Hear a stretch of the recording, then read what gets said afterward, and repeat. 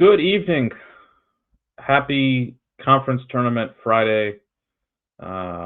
We've got the ACC semifinal number one literally just started 25 seconds ago. I have it up on my iPad to my right. We have halftime at the Patriot League tournaments and the Ivy League tournaments. We have had a bunch of games, and we have a guest who's come through and saved me from having to do this by myself. What an appearance. Chris Jaskremski, good evening. What a time to be alive. What a time to be alive. What's happening? I feel great. You know why? Because I slept till 11:30 this morning after doing playoffs. Oh, that's and good. There's lacrosse on. What a time to be alive. It's a fun time to be a lacrosse fan. It's a fun time to be a hockey fan. It's a fun time to be a person, a human being in this world. Actually, maybe not for other reasons.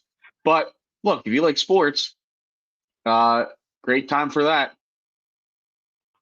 For sure. This is the best. Probably the best week of the year, I would say. It's the tournaments. You can't. Maybe the first week of the tournament because you have the women's games on Friday, and then you have. I think the first week of the tournaments are the best. I like these conference tournament weekends. I think yesterday was probably the best day just because you have games going on, and granted, it's not maybe like the best competition. Like if you're a sicko like me, you came in early to work to watch the MAC semifinal. I had that on at work for like when I was on my break, and then I like turned it. It was crazy because I didn't know what was going on. There was like a 47-minute injury delay because of the goalie, and I'm like, I think I left my house, and then I got to work, and I'm like, how is it still 2:06? And I went back. I think the injury just may have happened. So I watched it like, oh, that's actually bad.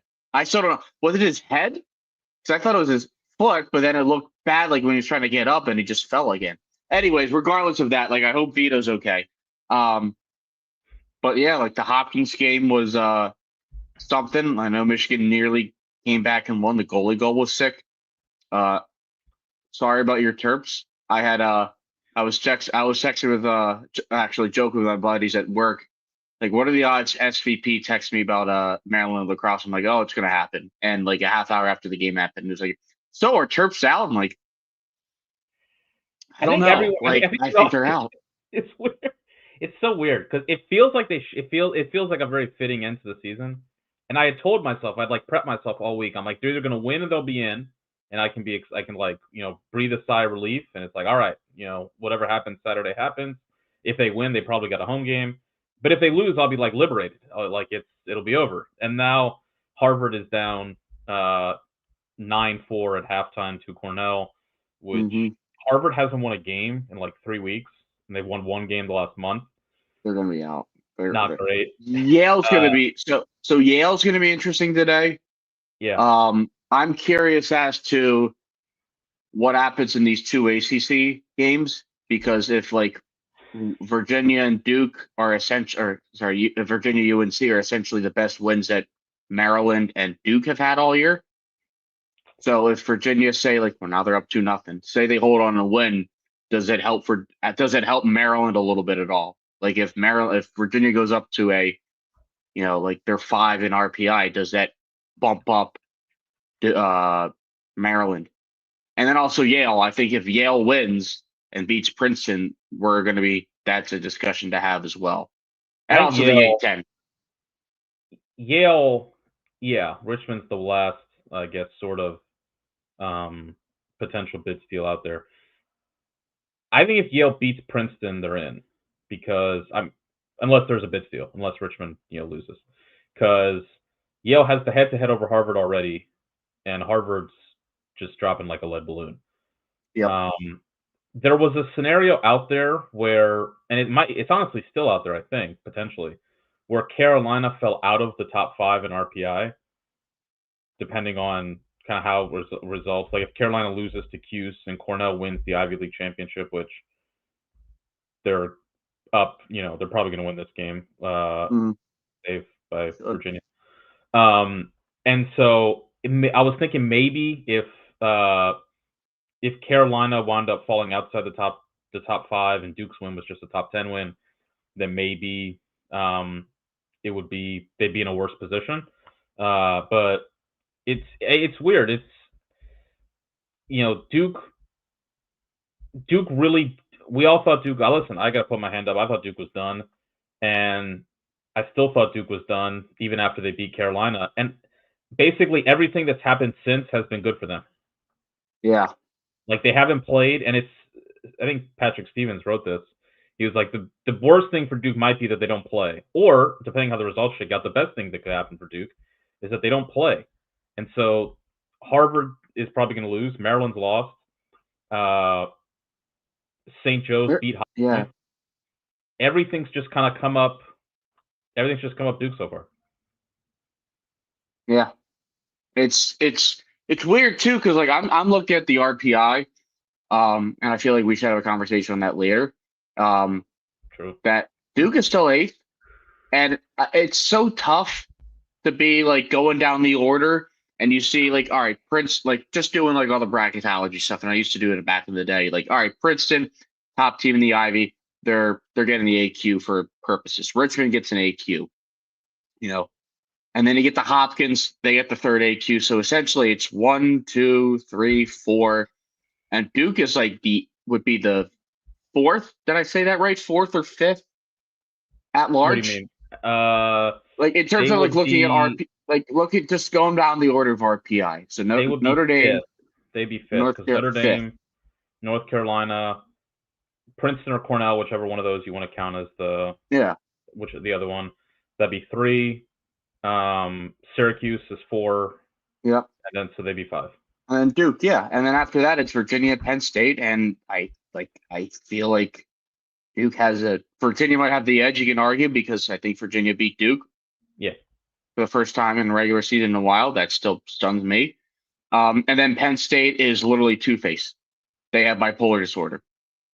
They can lose to Navy, and then the week before then they beat Princeton. Like, and I get it, it's February wins, but those wins when you're doing math and hardcore bareback math is math. Like those wins matter. So they count. They count. Doesn't matter if you're playing on like a non-regulated field inside at whatever Loftus and you don't stream it, it's still a game. Shout out Notre Dame.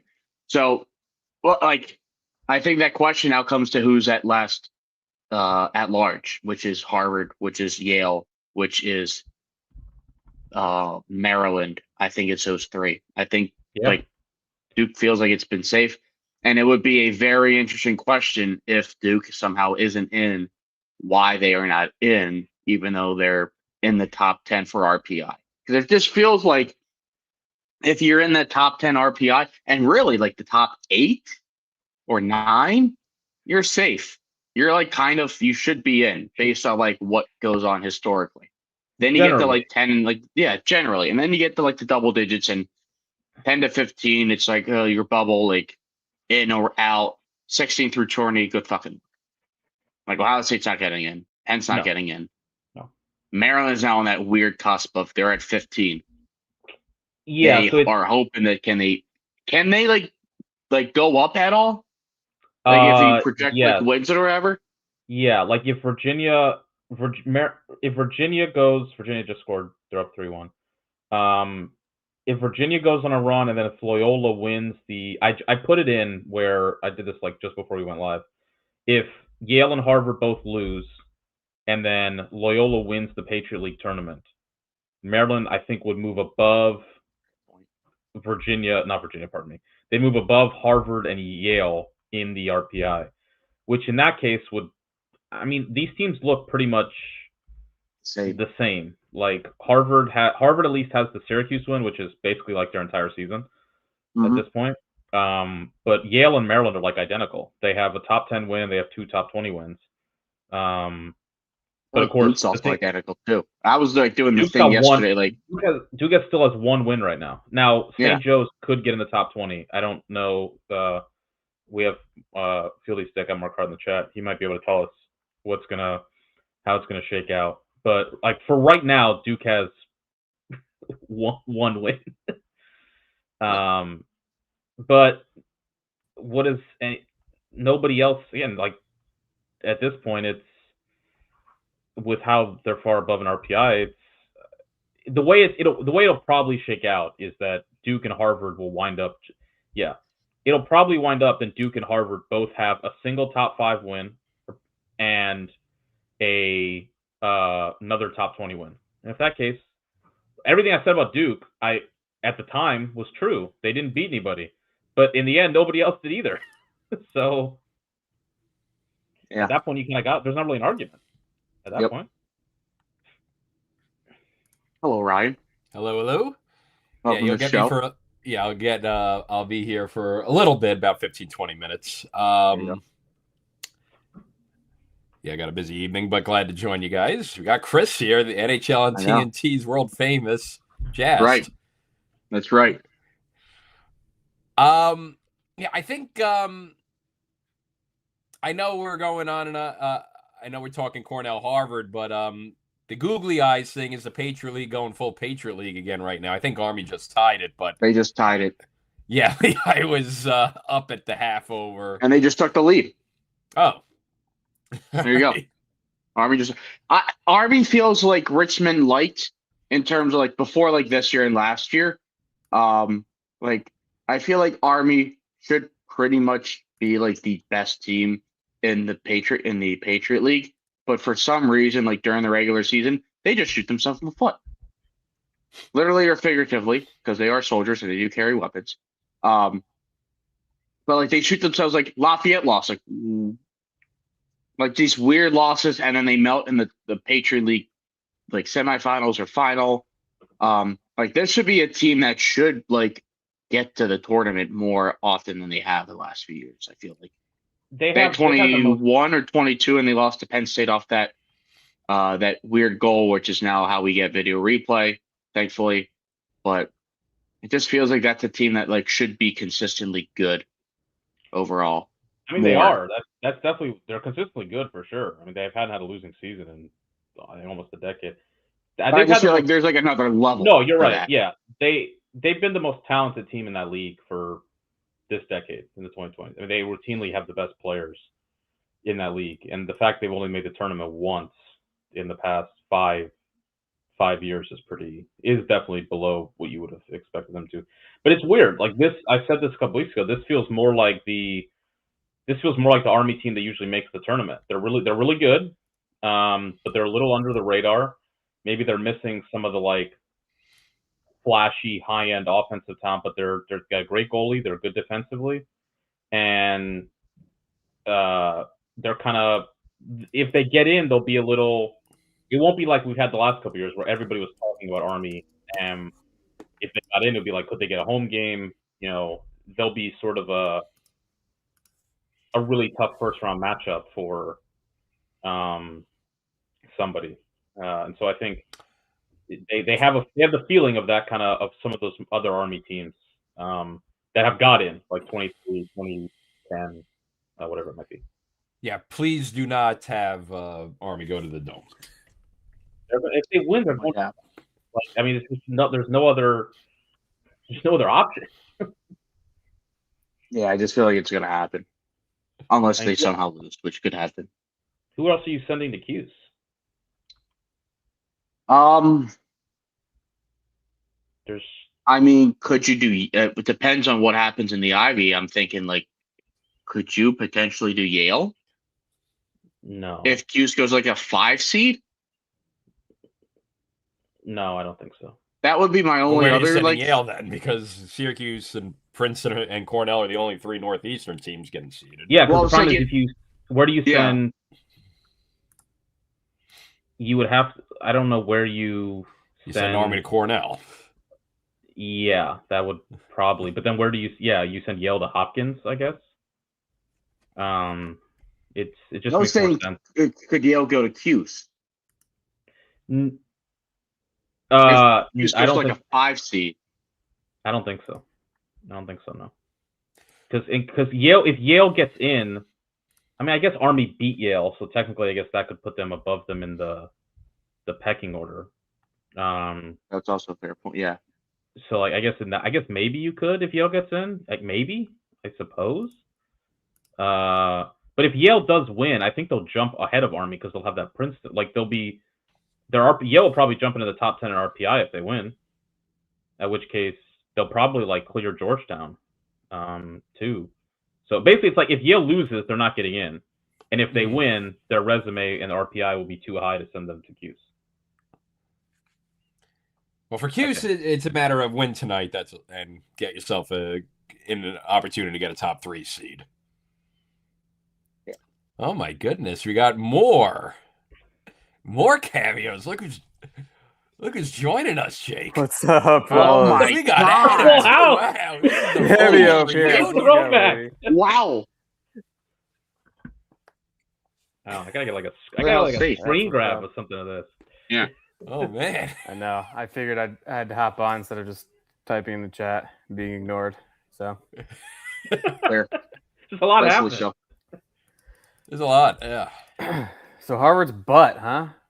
Yeah. Yeah, bleeding out. Yeah.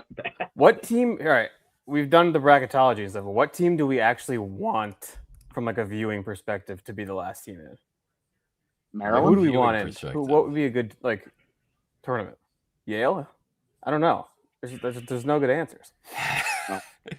So Yale, I mean, Virginia's I think above it'll be here, the. and that's it. Yeah, Virginia's above the last team in fray at this juncture, right? UVA's in. yeah, they're getting it. Yeah. By the way, condolences, Chris. Real quick, I just seeing the scores. Mercer, Hive, 18-3. Yeah, it was bad. Wait, what? It was bad. 18-3. Against who? Jacksonville. 18-3. Yeah. 18-3. Is Ryan Dennehy still the coach there? He is still the coach. Yeah. Okay. He's still massive. And it's still a hoss. I was part of the I was an honorary alum for the Mercer alumni weekend when they beat Bellarmine by a goal. Very much part of the so much of an honorary alum that I was in the alumni photo. Chris Strempsey class of unknown. Also, before I forget, 2 Long Island schools actually in conference championships. The bad old days reversed in a hurry.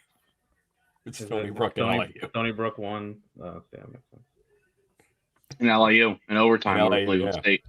Yeah. Okay, so Ryan, I have a question. So you said you Yeah. wanted Cuse to win to get a top 3 seed. And like the 3 seed's probably going to play Towson. Mm-hmm. So you like for sure rather play Towson than Army? Yeah, I would. Yes, I because would the too. Army I'm and good. Harvard always become a absolute bizarre lacrosse game for Syracuse. Army, from like back in my day, talking to Kevin Donahue, like Army is apparently like has always been like our toughest team to like prepare and scout for. I think So Cuse matches up well with this specific Army team. I think they would beat them. They don't have a face. Like Mullen's been struggling, but Army doesn't have Will Coletti anymore. They don't have a face-off guy that would necessarily win that matchup. They don't have a cover guy who can just blanket Spallina like they used to have AJ Pilot, who just erased him from every game. Mm-hmm. I don't know. I would like Cuse in that game. Yeah, I agree. I think Cuse. I think they'll be fine against whoever they're. I guess it's more. So if we just go by, I just have Mark's bracketology projection up. I don't have. I do too, because Yeah, IA but hasn't I don't- updated there since Tuesday, I think- and I just can't think- read what Patrick Stevens reads because it's a bad format. Shout out Patrick Stevens though. So if you're the 4-5 right now, it's Cuse is the 4 and Richmond's the 5. So the quarterfinal would be Richmond or Duke. If you get to the 3, the quarterfinal would be Cornell or Georgetown. I honestly don't know that the way Cornell's playing, I'd say Cornell's playing right I'd now. say that 4 seed then. I know. I mean, Richmond's still a good team, but I mean, Cornell looks really, really good right now. Yeah. But if Cornell does enough this weekend, they could jump up to the 5 line, you think, right? Even with the head-to-head matchup with Richmond. I think there's a scenario where UNC could fall to, I don't know, because you have so many wins. Yeah. 2 in RPI. If Cuse beats UNC, UNC could fall to like 5 in the RPI. Yeah. And they could probably still get like the 4 seed, but I don't think they'll. I think that probably takes them out of the 3 seed. So it'd be, I think Cornell's probably maxed to like 6, because you would have Cuse would get to 3. Richmond did beat Cornell. Feels like it'd be hard for them to leap Cornell above Richmond. So then Richmond would be the 4, UNC would be the 5, Cornell would be the 6. I don't think Cornell could get above where they are right now. Even with a second Princeton win? I mean, could they jump Princeton potentially? Yeah. Because Princeton has 6 top 20 wins, but Cornell would also have 6 top 20 wins if they win, and they'd have beaten Princeton twice.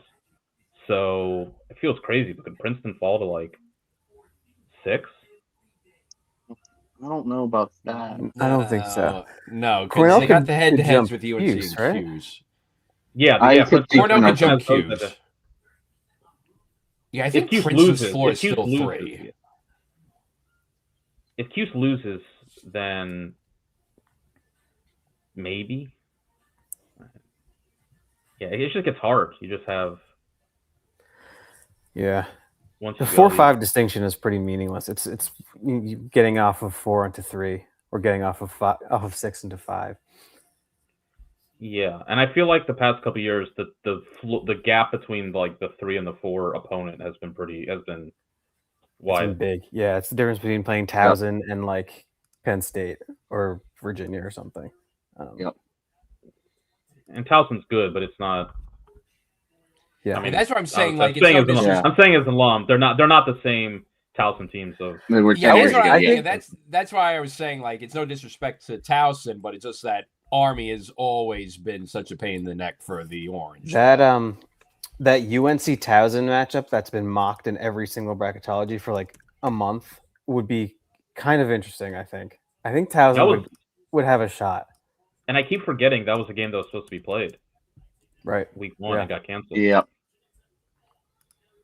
Towson's face-off guy Lopez has been playing really well, and obviously Wambach would probably win the majority there. But if Towson can like keep it to like 40% or something, they'd have a shot.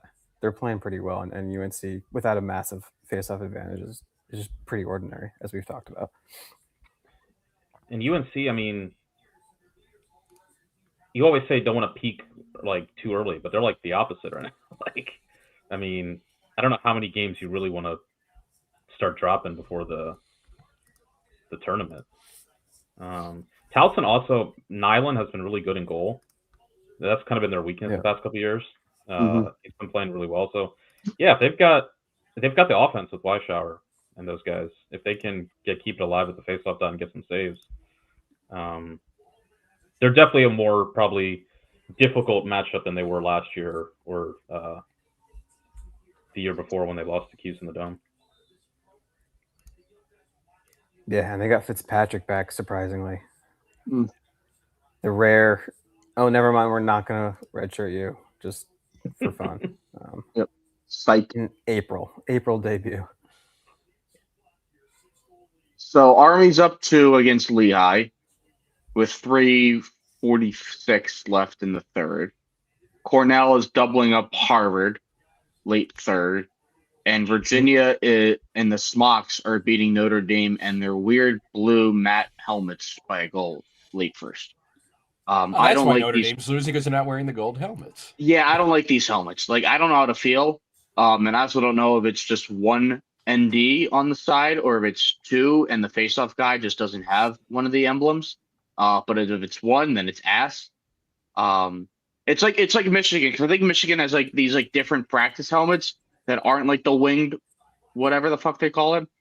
But like these blues should be like practice helmets only for Notre Dame.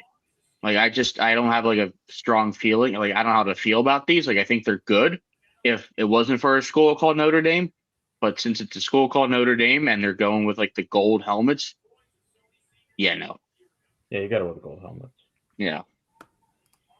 Army has now another goal. So it seems like Army is going to weather the storm and potentially play Sunday. How do we feel about this power-wise stuff? Like I read the article yesterday. We talked about how hockey's kind of gotten away from the pairwise into like a new system. Like I get like RPI is old and it's outdated, and we probably shouldn't be using RPI this year or next year. Like if I look at like what the power-wise system right now is, Richmond would be 1, Notre Dame 2, Princeton 3, UNC 4, Cornell 5, Q 6, Duke 7, Harvard 8, Maryland 9, Hopkins 10. Army is 11. As of Virginia when would is be that? 14.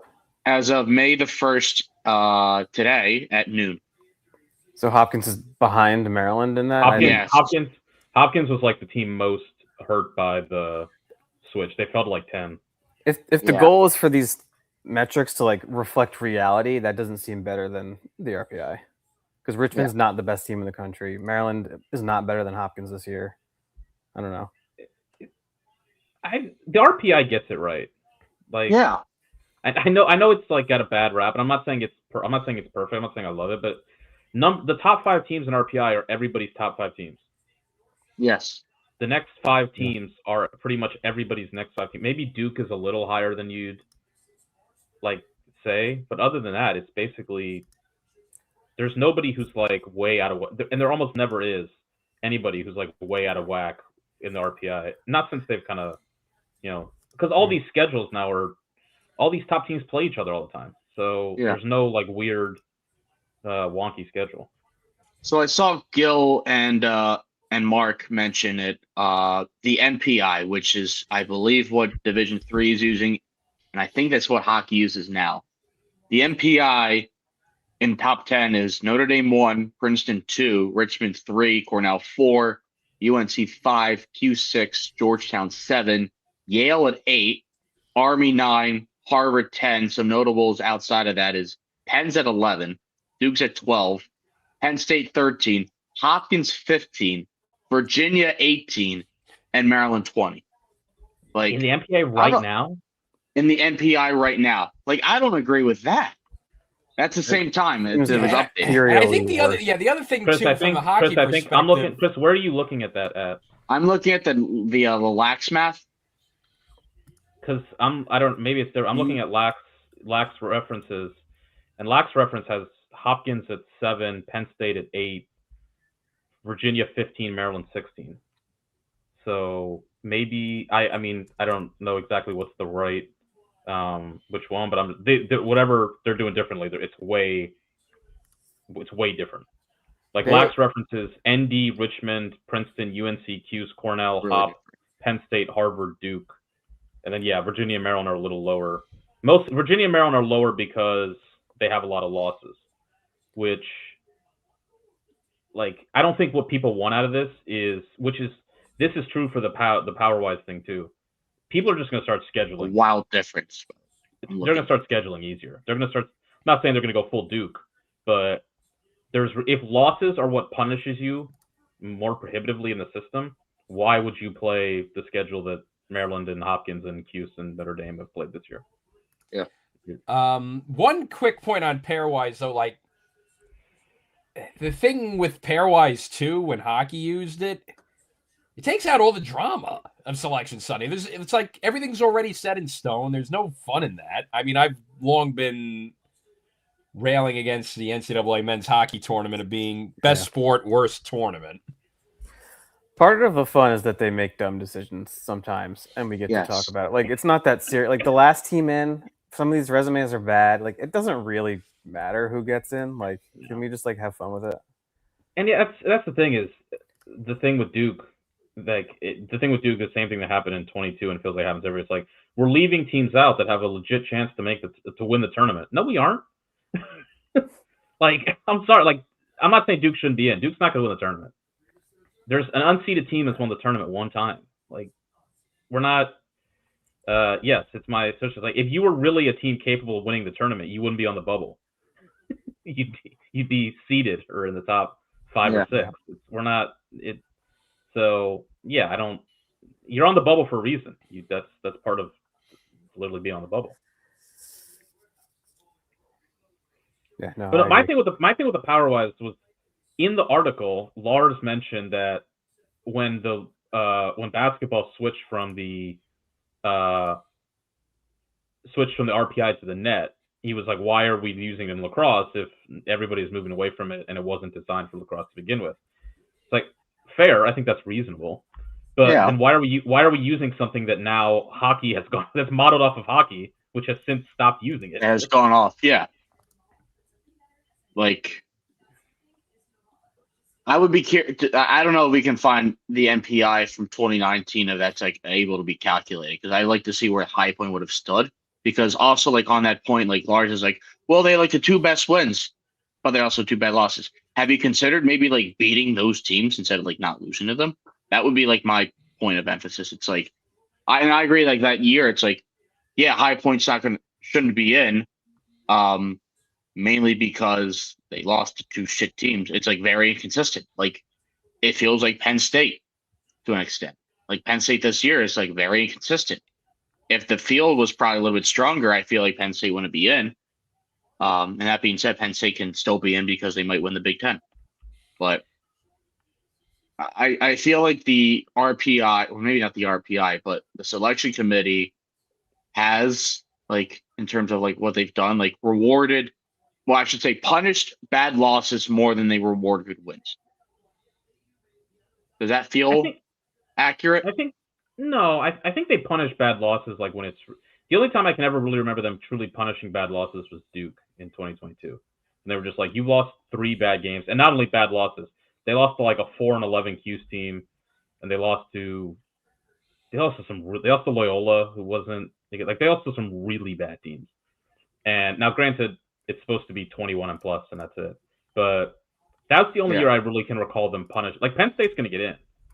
I mean, they have 3 bad losses, but they're going to get in. So I don't think they really punish bad. And listen, I'm not saying it's fair or not. The High Point thing by the selection criteria just wasn't a conversation. Like, High Point was 20th in RPI. And yes, they did beat Duke and Virginia, but they didn't beat anybody else. And so I'm not saying that's necessarily fair with like how, with High Point's situation, but it's just, that's the case. And it's also, to me, it's, from what I read about the Power-Wise thing, the emphasis on head-to-head just felt like way too strong.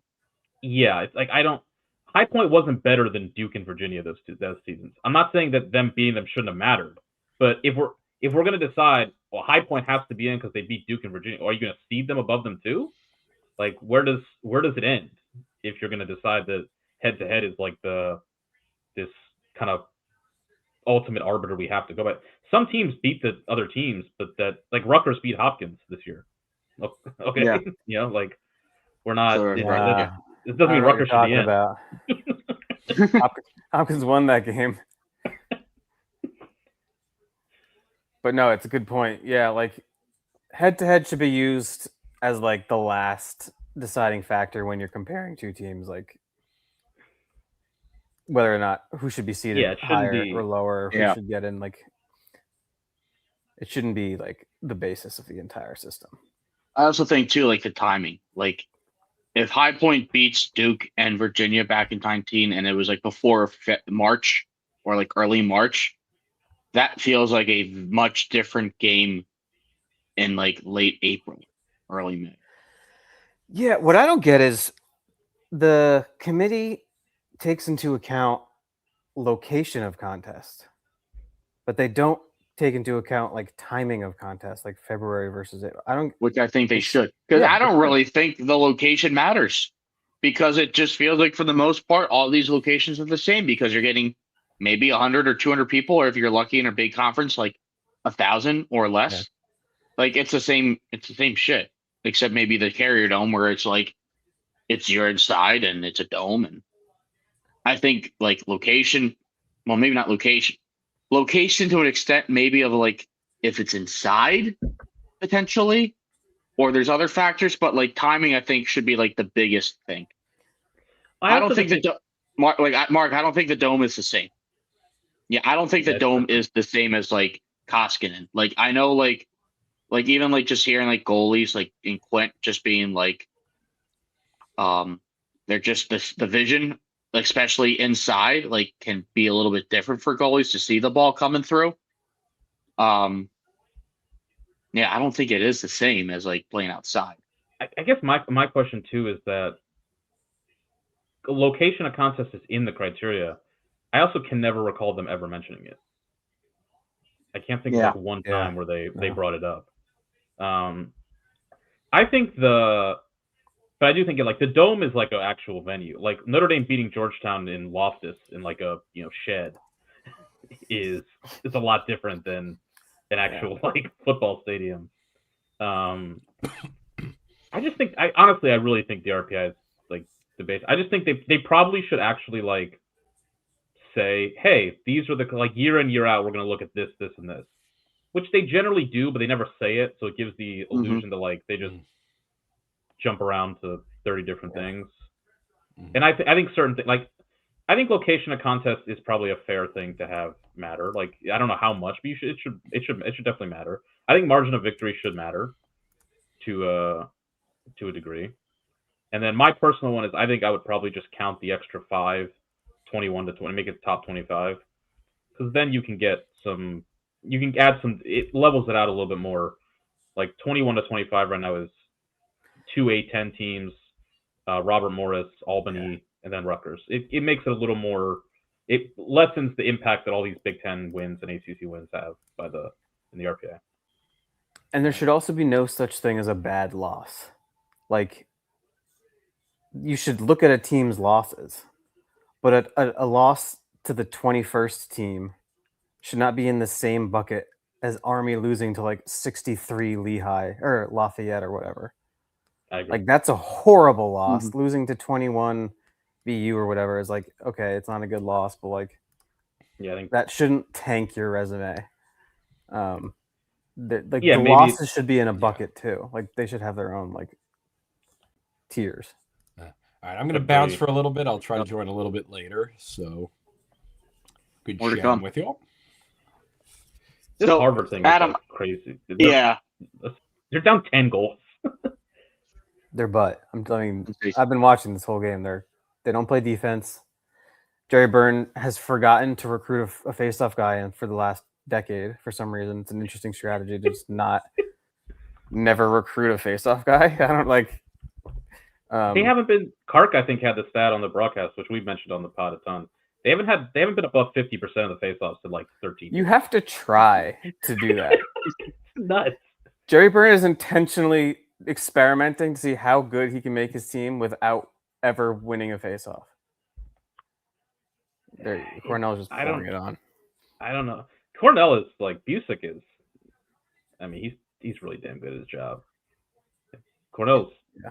I thought they'd be good, but they're better than I thought they'd be. Honestly, Willem Firth is the best player in the country right now. He has like 10 points today. Who wins the Tewaaraton? Like, I feel like this has been like the very least talked about TUI race in a while. Yeah, it stinks. Or I've just been like completely like not that much like focusing on like other stuff outside of the games. Just because a lot of the stuff I see online is just very like horrendous clickbait from like the social media channels, like a lacrosse network. Like, is it Sean Light? Would they ever go defenseman? Probably not, because there's not a lot of ball watchers. If it doesn't happen this year, it's like never happening.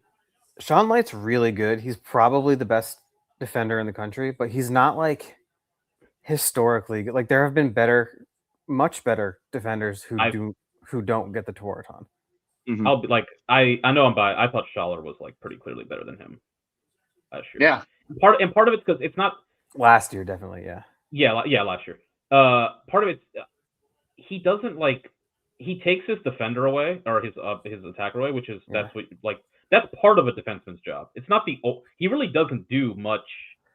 And there's a lot of guys who take like Carson Brown for Hopkins pretty much takes his guy away every week. Most He's not defenders as do good with as Sean Light, but he's not far off in terms of just like erasing the guy who's on him. And that's why it was he's by far the best center. It's like a guy like Cullen Brown for Ohio State.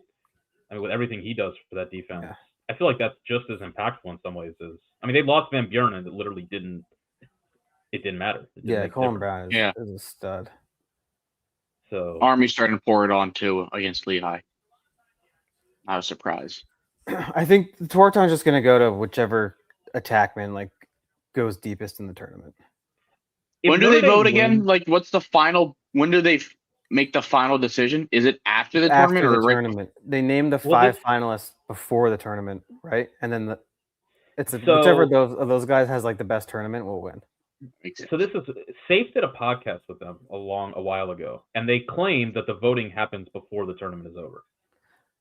Now I don't know if that's true because if you look at some of the results, it's a little maybe they vote before the tournament, but if they realize the vote was stupid after the fact, or they just quietly change it, I don't know. It's there's been several years where it was really. That made no sense if you took the vote a month before the tournament, before the season ended. So, I don't. The finalists are going to be Spolina, Firth, Duffy. Probably Light. I think he'll get one. Yeah, maybe Kabir, somebody on Princeton, Kabir or Palumbo. I don't know. Aiden O'Neill on Richmond. I feel like they're going to leave him out just because Richmond doesn't have the cachet. Yeah. But I mean, he's up there. It's just a very weak crop of. They're not bad players. It's just compared to what we had, it's the weakest crop of attackmen in a long. There's time. No clear alpha Pat Spencer or Jared Bernhardt. It's like the tweet I saw about the Avalanche about Nathan McKinnon can't win the Hart because Cale McCart is on his team and he can't win the Norris because Jared Bednar's coaching, and he can't win the Jack Adams because Scott Wedgwood's in goal, and he can't win the Vezina because Nathan McKinnon's on his team. It's it's ever it's the circle of they can't win because all these other good guys are on this team. That's kind of maybe how Princeton's going to be. Yeah. Princeton guys probably take the votes away from each other. They don't have a clear. Yeah, they just eat each other. And they just don't Palumbo's probably the best player, but they don't have a clear There's Kabir's no clear guy. Kind of getting up there in point Kabir's spots. I checked. I think he's closing in on some guys. He's had a big couple of weeks. And the point total usually the point total kind of gives you an idea. This year it doesn't feel like it's Timmy Shanahan leads the country in points. He's a really good player, but he could be going to Hughes. We'll see. I'm not saying anything, but I did. Wouldn't be mind him if he goes to Hughes. I mean, I'm calling the cops. I'm telling the NCAA there's tampering involved if that happens. Honestly, I said this. I think Brendan Millen's the best attackman in the country. I think I might actually I started saying this as a bit, but I think I actually kind of believe it. It's clear. To me, it's clear he's going to be the best player in the country very soon. I don't know if he's quite there yet, but by the time he graduates, he's going to win a Tewaaraton. Yeah, he's got all the tools that McCabe has, but he's 10 times smarter and takes care of the ball and doesn't shoot terrible shots into the dirt on the run. He's the ideal of what McCabe Millen could be. It's all the physical tools with lacrosse IQ is just He's basically a Stanwyck, just more athletic. Yeah, it's that kind of style. Yeah, player. And I mean, McCabe's put up great numbers this year too, but it's just it's clearly helped by his younger brother opening. Yeah. Firth is fifth in the country in points per game. He's about to shoot up to second. I think how many points does he have today? 8, 9. Okay. Not sure. He has 6 goals and a handful of assists. Jesus. 6 goals and 2 assists. So 8. Yeah. Yep. All right. So somebody asked how many at-large bids are locked up. Is it fair to say 2? 6 aren't locked up. Oh, aren't locked up. Sorry. Yeah, 2. Is it 2? Yeah, 2. I think so, yeah. What are the Notre ones Dame, that? So what are the ones that aren't locked up? Well, Notre Dame's locked up. UNC is locked up. The loser of Princeton, we'll assume Princeton and Cornell are both getting in. So, let's say one of those is like that's 3. Syracuse is locked up. That's 4. Did we Hopkins say UNC? Hopkins and did I say UNC? Notre Dame, UNC, Princeton or Cornell 3, Richmond 4. Not Richmond, sorry. Syracuse 4. Hopkins or Penn State, loser is getting in. That's 5. Virginia is probably, I'd say, pretty close at this point. And so that's 6. Yeah, 6. So it's 2 of Duke, Maryland, Harvard, Yale. Duke's and it seems like Harvard's starting to slip. Duke is getting in. Like it's happening. Yep. As Mark has said, St. Joe's is like 99% looking like a top 20 win for Duke. That changes the whole thing. Like one quality win is a joke, but once they get to 2, all of a sudden it's like. And Harvard and Yale are going to have. And Harvard and Yale are also going to have 2 because when BU drops out, that. Duke. Well, yeah. So they're in.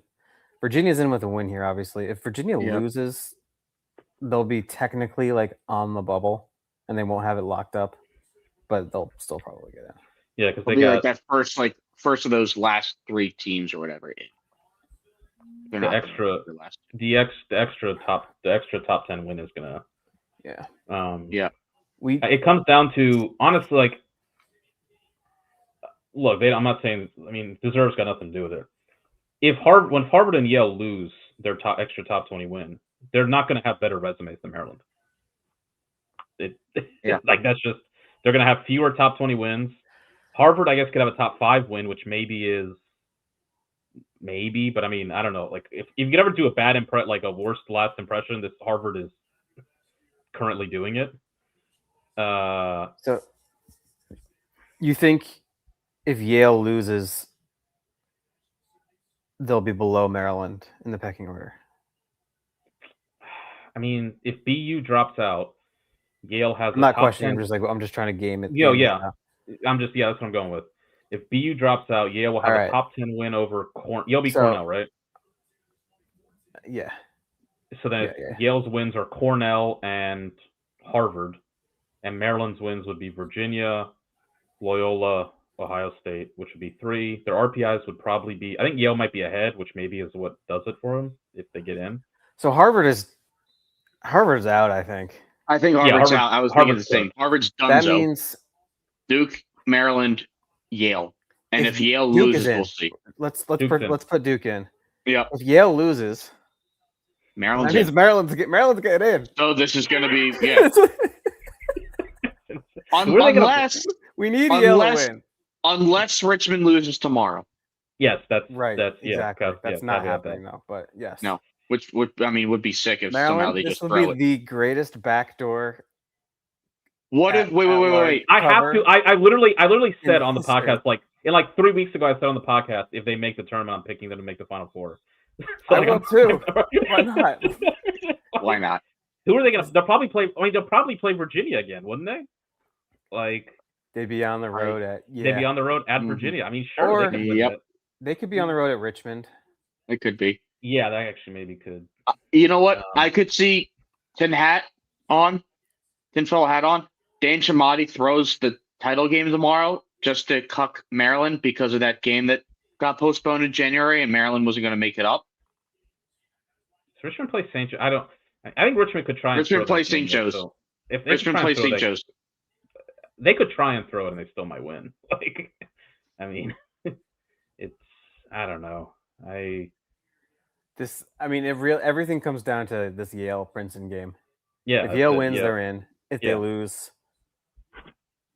they could maybe still get in over Maryland, but Maryland would have a real shot to get into the tournament. Yeah. I mean, Maryland's it's again with like the Duke thing. It's like you can't say that like the other options are any better. Like Yale would be just their record would be a little better, but it's like they played a worse schedule. So what does it really matter? We need to do like a side-by-side analysis of Maryland's resume versus what Yale's would be if Yale loses tonight. Because doesn't that's the the simulator decision. let you? Yeah, hang on. Let me. That's going I to be can the pull it big up. decision. Yep. All right. So, who do we want to say wins this Virginia Notre Dame game?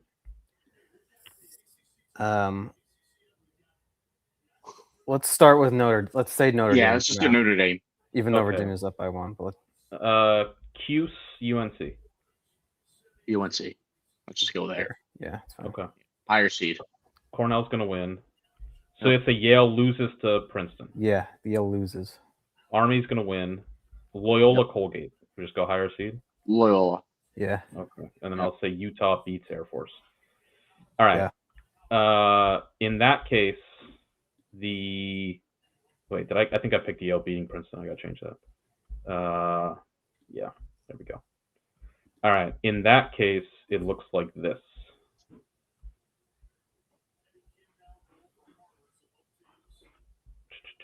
Let me share my screen.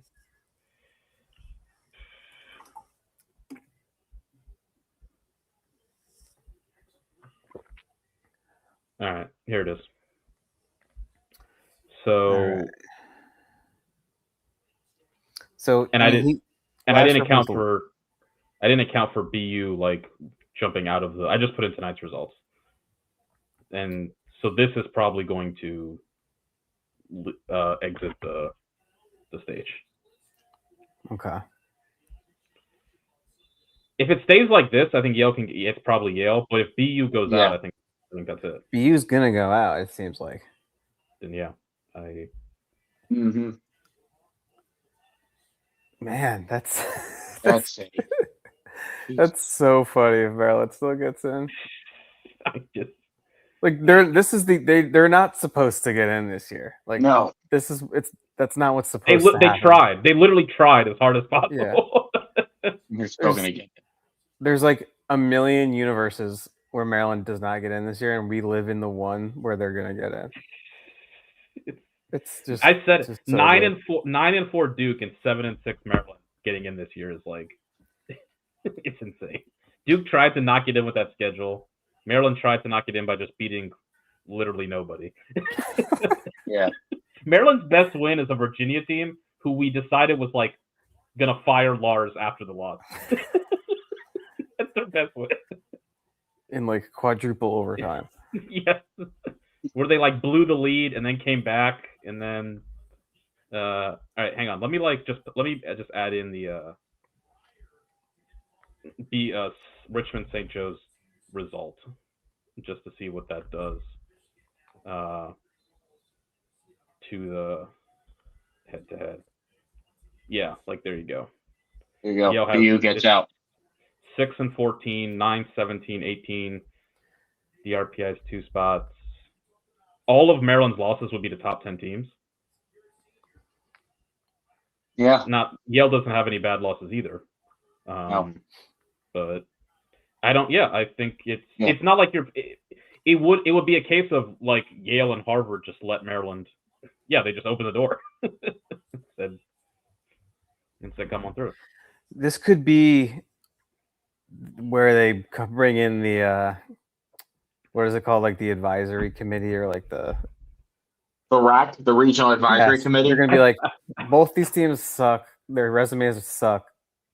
We're just going to literally pick which one we want to put in, and then like. Listen, in no way. I was ready. I was ready to be. I was good. I was ready to go. I told myself I'd been liberated. If it happens, I don't like. Sure, Virginia just took a 3-goal lead on Notre Dame, by the way. Which, if that here, I'll just try and see if that. I'll just say that changes. What? Yeah, while you do that, what are Yale and Maryland's common opponents? Since they didn't play head-to-head, if they have any common opponents, that might. Do they have any? I don't think they do. Did Yale Penn play State? Penn State. They both lost. They both lost. There you go. Is that it? I think that's it.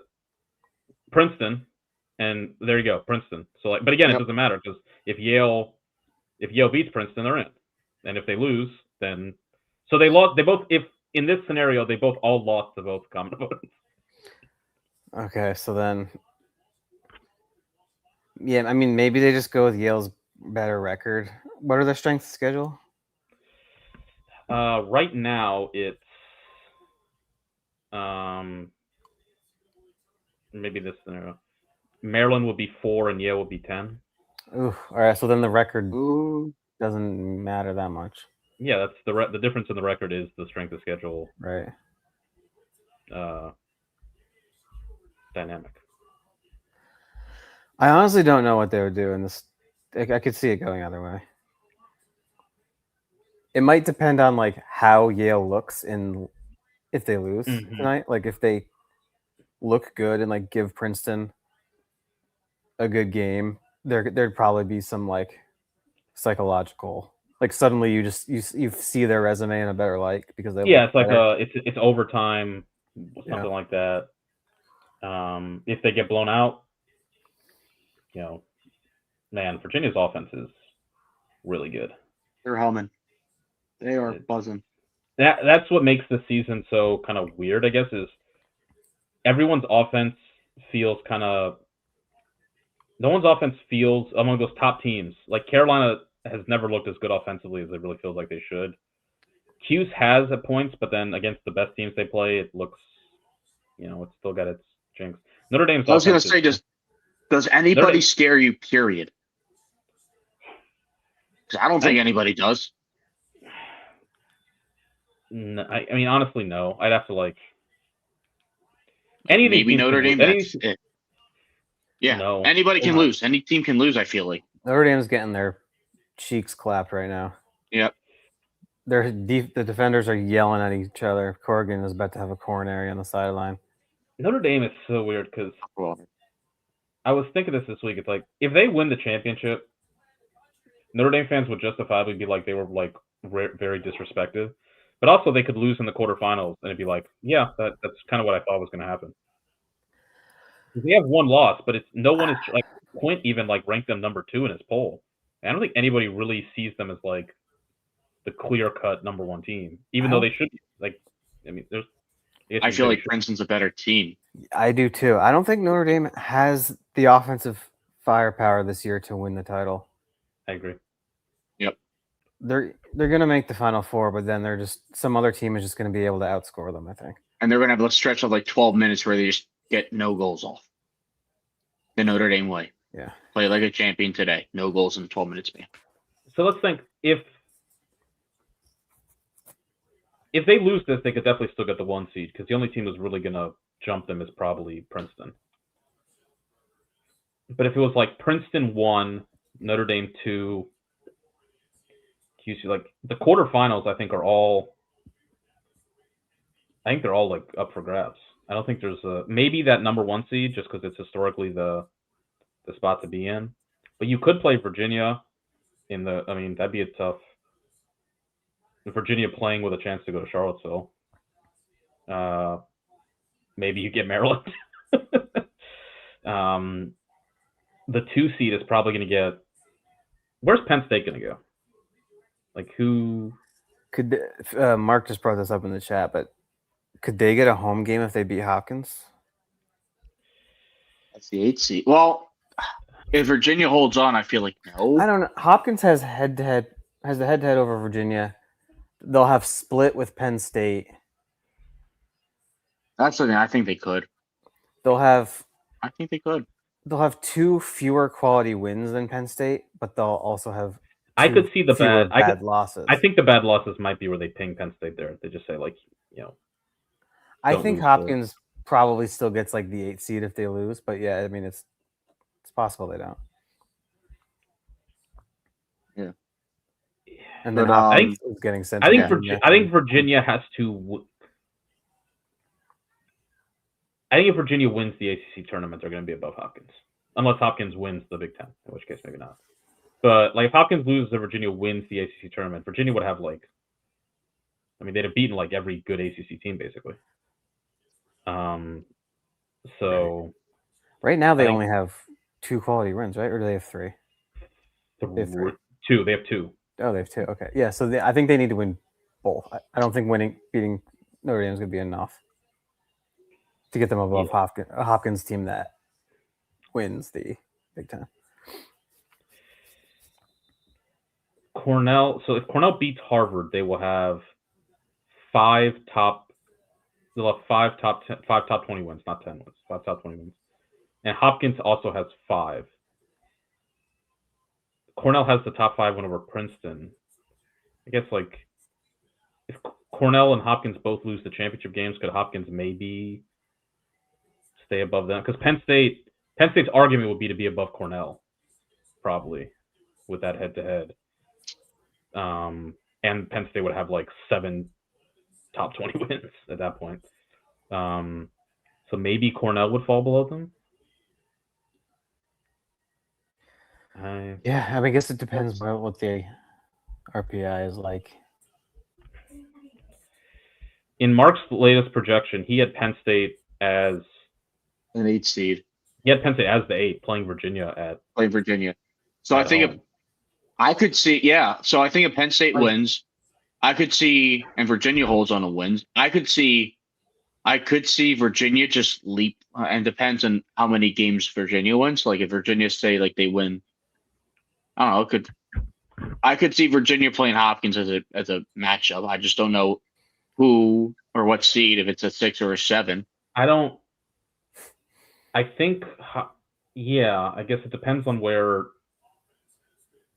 Because if Virginia hosts, if Virginia hosts above Hopkins, I feel like Virginia has to be like I don't think Virginia is going to host above Hopkins as like the 8. Because at that point, it's like, why don't you just give the head-to-head and flip it? I feel like Virginia would have to be like the 6. Which case, I guess they still could because it's a bus ride. But maybe they'd put Hopkins at like to Cornell, maybe. Something like that. Maybe. I mean, the original, I guess, point of this was like Penn State, Notre Dame again in the quarterfinal. Like, I think Penn State can definitely win that game. Yeah. I don't think the team in the tournament that like can't beat Notre Dame. Like, there's some that probably won't, but they're.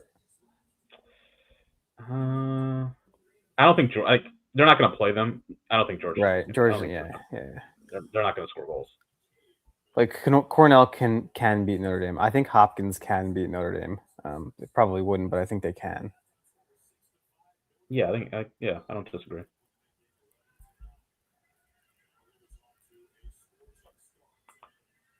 I don't think Harvard can beat Notre Dame if they make it. They're not going to make it though. I'm not. Yeah, I think we just put Harvard to bed. Sorry, Harvard, you're done. Thanks for coming. What a collapse! They were awful in the last month of the year. They were fucking ridiculous. They were undefeated going into that UNC game. Undefeated, and they won. They finished 1-4, 5. Yeah, 1 no, counting the UNC game, I think they finished like 1-5. It's nuts. Yeah, they beat. Who were their losses to? Brown. They barely beat Brown. They beat Brown. Oh, and they lost to Dartmouth. Oh no. All right. So it was before then. Sorry. They lost to Yale, Cornell twice, Princeton, and Carolina. Yeah. None of them like bad losses as far as, but like some of their performances. 3 of those. Yeah. The Carolina game was a blowout. The Yale game was a blowout, and this Cornell, most recent Cornell game was a blowout. Like they're getting blown out. Yeah. That's crazy. I mean, you hate to peak in February. So Harvard, beside Cuse, Harvard's next best win is is it BU? Penn. No, it's Penn. So which it's is 10-16. Not a good win. Like Penn. 7-6. It's then BU who's 8-6. Mm-hmm. Who is their next best win after that? Like after Penn and BU? Providence? Is it Michigan? I think it's Michigan, who's 29th in RPI. Yeah. So they beat 4 top 30 teams. I mean, that's not many, man. Like I think Hopkins like has 9 top 30 wins. It's like all their wins are all of Hopkins' wins are top 29. Yeah. Yeah. Like so Harvard beat one team. If the Cuse win is the entire season.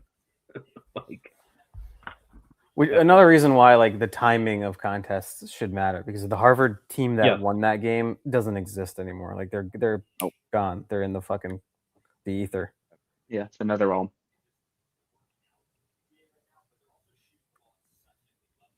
Well, I can't wait to see how Harvard tries to campaign for a spot on social media this weekend, because I know they will. They definitely will. I honestly, it's Barry Burr will do it. I think. I kind of actually respect the Nick Myers approach. Like, yeah, we're just done. Yeah. Good. There you go. Yeah, we're just not happening. We're not gonna try and advocate. We lost. That Tillman did the same thing. Tillman was like it's a godsend. Like, man, he's gonna accidentally still get in. Yeah. So funny. Oh God. Unbelievable.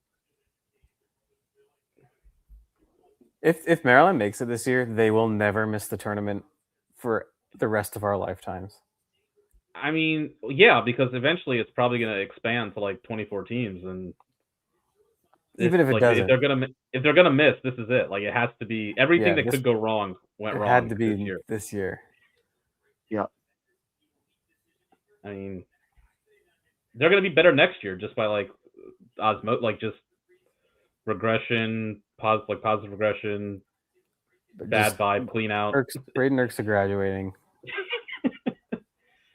The weird Yale vibes getting out of the locker room. All of it. It's just so much. All of it's weird. I don't think this will. Adam, how does Kilrain's injury change your not a seed, but just how you feel about the team compared to how you did before? The defense was bad yesterday. The offense played really well, which is why they won. Kilrain isn't covering number one defenders anymore, attackman anymore. That's Carson Brown. But I think he's even more valuable in the current role, which is as the off-ball quarterback, quote unquote, of the defense, directing traffic, sliding hard to people, picking up every loose ball in front of the cage. He's a one-man clearing machine. He's great in transition. He has 4 or 5 points this year. Obviously there's the leadership intangibles and stuff. He is the glue of the defense, and without him, especially on short notice, maybe you can sort of piece together a replacement for that over the course of the season, but pulling somebody like that, the heart of the defense, just out right before the big final and right before the tournament, I think is I don't think there's enough time for them to figure out how to get over that hump. So I am worried about the defense. The sort of bright side, I guess, is that the offense appears to be clicking. I think yesterday was their most efficient game of the year. Because they were not winning faceoffs. But they're moving the ball really well. So it's going to have, the offense is going to have to be championship caliber for them to make any sort of run, because the defense is either that or Jelinas is just going to have to completely stand on his head. And he's been playing really well, but he's been playing behind a good defense the last few weeks. That's what I was going to say, was that I feel no matter what, Safe is here. Gentlemen. Oh, look at this. Look at the lads. The lads are back together. Love to see it. Oh, what a time to be alive. You missed Ryan. Maybe get Ryan in for 5 minutes. Yeah, I'll ping him, see if he can come back. Safe, I'll throw this to you. I just asked Adam. How does Kilrain's injury change your hope, outlook for Hopkins? I mean, it definitely is a big blow. Just seeing him on the sidelines was kind of disheartening. But also with this team, I mean, Adam, I don't know if you agree. I'm feeling something. I mean, I haven't felt this optimistic for the tournament since definitely 2023, 2020. I feel even with that loss, beating Michigan, who was always so hot in the Big Ten tournament, and then potentially being able to win the Big Ten AQ, given where I was kind of apprehensive at the beginning of the season, I'm just totally believe in this team. So I think obviously huge blow. Obviously somebody's gonna need to step up, but also feel confident in this team that think they're probably going to get a decent seed, especially if they win on Saturday. And I mean, I like them still. Like it's tough. Yeah, they've got a little bit of a like a je ne sais quoi. Like they just keep fighting, and I don't know. It's kind of this. Can't really describe it, but they're gonna. I mean, they're in, and they're gonna get a winnable. Whether they're on the road or at home, they're gonna get a winnable first round game. Doesn't mean they will win, but they're not. They're not going to be playing like a top 4 seed. And then after that, who knows? It's just who gets hot. We'll see. But yeah, Hobart is banged up. He did not look 100% yesterday. He was well below 50% against the Michigan faceoff guys, who he had done much better against in the first matchup. He was like 10 of 17 in the first matchup, and this time I think he was like 8 of 22 or something. So the injuries are piling up at the worst possible time, but luckily they've already done enough to get in. We'll see if now they can start to glue together some answers. I feel like it's not that I think the first round game is where it really matters, because I'm not saying that they wouldn't have won their quarterfinal. To me, in my head, I feel like if they were going to win, Jelinas needed to make like 20 saves anyway. Like I don't know that they have. I don't know if they win, which he could. Like I don't know if they win a quarterfinal where Jelinas is just like. I don't know if they beat Princeton with Jelinas just being like okay. Like I feel like if they're going to beat him, he has to be great anyway. So they can't survive a bad game in goal and like an under 50% game at the faceoff X simultaneously. Some teams can, but like the UNC game's a good example. They were rinsed by Wambach, and Lamity laid an absolute egg. So like they had no shot. They just couldn't survive that. If they get either like a great performance from Jelinas or like a positive face-off performance, I think they can survive the other thing happening, but not both at the same time. Yeah, if you look at I think of the Rutgers game when I went full like Jelinas. Like obviously we lost that game, but the fact that face-offs, just 11 to 10 in Hopkins' favor, but he was so clutch, being in goal that I was like, told Jake, I was like, I feel like we have a goalie at least for the the tournament. We're going to find a so he's just been fantastic. You're absolutely right. You can't have both legs, fall off in the tournament time. But they're gonna need the wing play, like Reese DeChico, Tyler I to step up and help. Somehow DeChico did not make the all Big Ten team, even though he has like 60 ground balls and 20 caused turnovers as a defensive midfielder. But I digress. That's insane. What was non-ball knowers in the Big Ten? He's unbelievable. If you watch him play, he's all over the field constantly. He's insane. It's ridiculous. Picks up everything.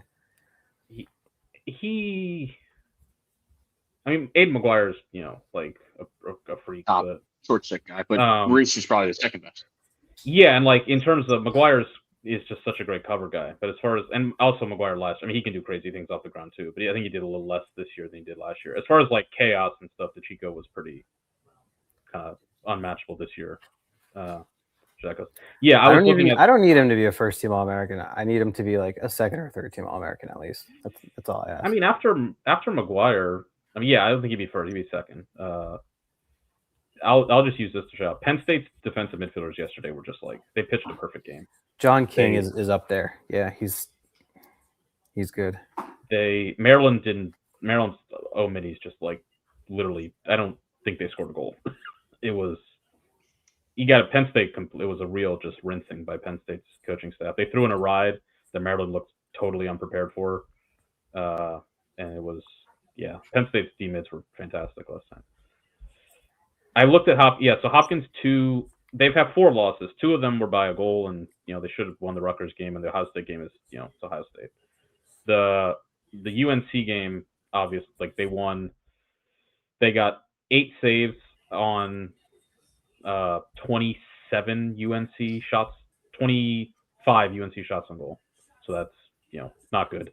And they won 10 of 30 faceoffs. So basically 30% split faceoff and goal.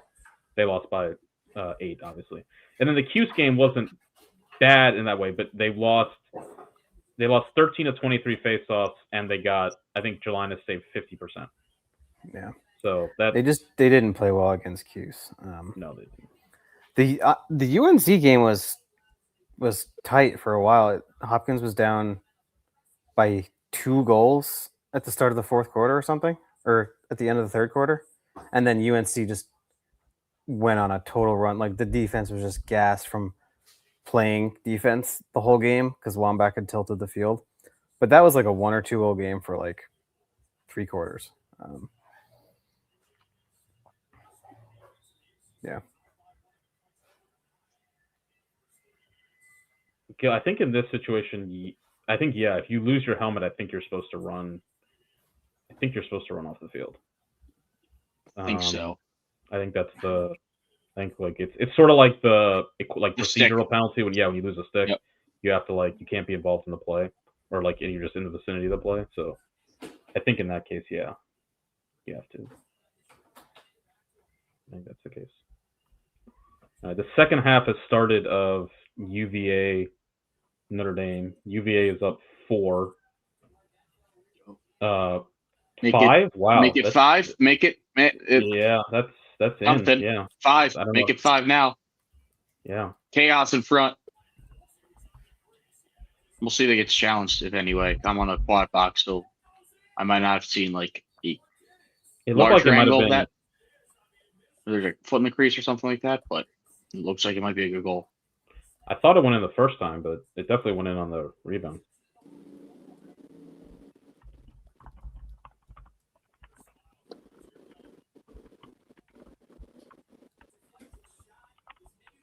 I guess you guys talked about Cornell Harvard.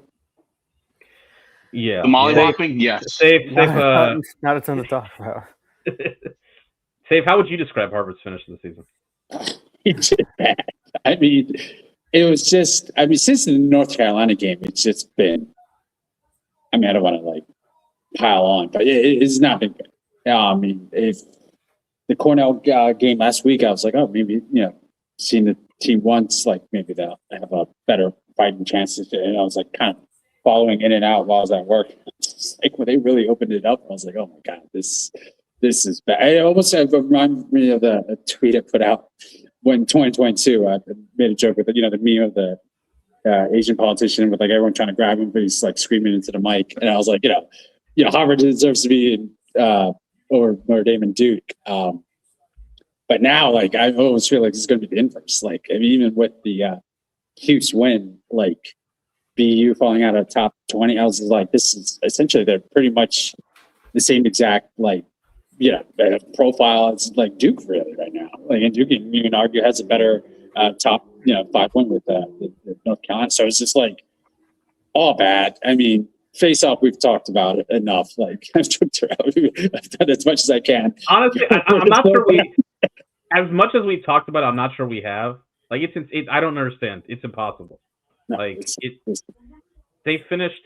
going to finish outside the top 60 for the second year in a row. This will be the third time they finished outside the top 60 in the last 5 years. How is that possible? It's their best season of face-off play was in 2023 when they won 49%. They missed the tournament that year. The last week before you jumped on, Jake, when it was Ryan and I, we were talking about Ohio State, and I just went old school, just NCAA, lacrosse, top, the rankings. So I was like, let's just see goals per game. I asked Ryan, I was like, if you had to choose, do you have to click page 2 to see Ohio State or not? And it was just I think probably top 50. I was like, no. Then he changed his page. It was forget exactly the teams, but we're taking lacrosse reference. I mean, I didn't go to NCAA site, but who do you think Harvard is sandwiched in between for adjusted face-off percentage? You have it right now? Yeah. Merrimack and Hobart. You know what? You're close. They are above Hobart. Merrimack actually is better, but they're at 62 between Robert Morris and Marist. Oh, Just, brother. That's actually better than because that's better than I thought. Yeah, so bad. Yeah, I thought they're gonna be down with the Beller Mines. Safe. What is it if you don't adjust it? Because like they play good competition. Like so, like what if you just did the flat out just total like wins divided by the raw? It's like this. The raw. All right, let's fight that. They're even worse. Mercyhurst and Hofstra 70, 72, and they're 71. You're gonna be Tierney owner. You never want to be in the same breath as Hofstra on anything. F you, Tierney. It really is like I was like, look at your biggest rival. I was like, they moved heaven and earth to get TV. I was like, Yale never takes transfers, period. Let alone athletic transfers. Harvard has been recruiting like well in general, and they're getting a lot of talent on offense, obviously. And they've had some decent face-off. It's not like they've had maybe not like a elite guy, but they've had some like 4-star face-off recruits. It just doesn't matter. Everybody goes there sucks.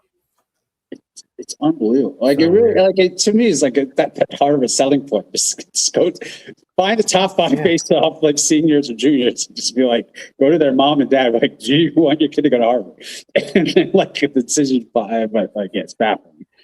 Just considering just like year in year out, like just they all. I mean, festering sore almost. When you lose so many face-offs, it doesn't. It makes the defense look worse, and like I acknowledge that. Having said that, their defense is also bad, and that makes the face-off disadvantage look worse because they don't get any stops. I was watching them in that.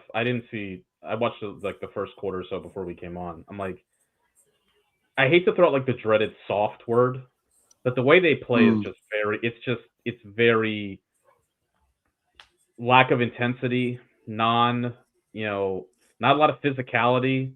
It's just very, again, I don't want to say like soft, but it's just obviously not a like. If you really want to be a team that can make things happen, you just can't play the way they do. Yeah. They lack some bite. Is that a better way to put it? Yeah, like they a lot of it. Bite. They lack a lot of it, honestly. And I can't really explain that because, I mean, Jerry Byrne knows how to coach defense. Like he's not just like some clueless assistant. He's a good defensive coordinator, but I just can't explain why they're not good. I guess we'll like is guilty say it soft. I mean it kind of is like they play really fast, which is good. I'm not like I'm assuming that, but everything just feels very like lackadaisical kind of they're just kind of going through the motions.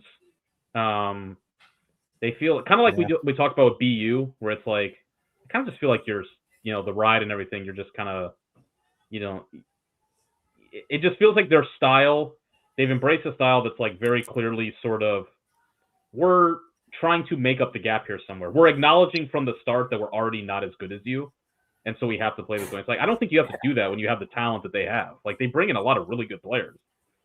And you're an Ivy League team. Mm-hmm.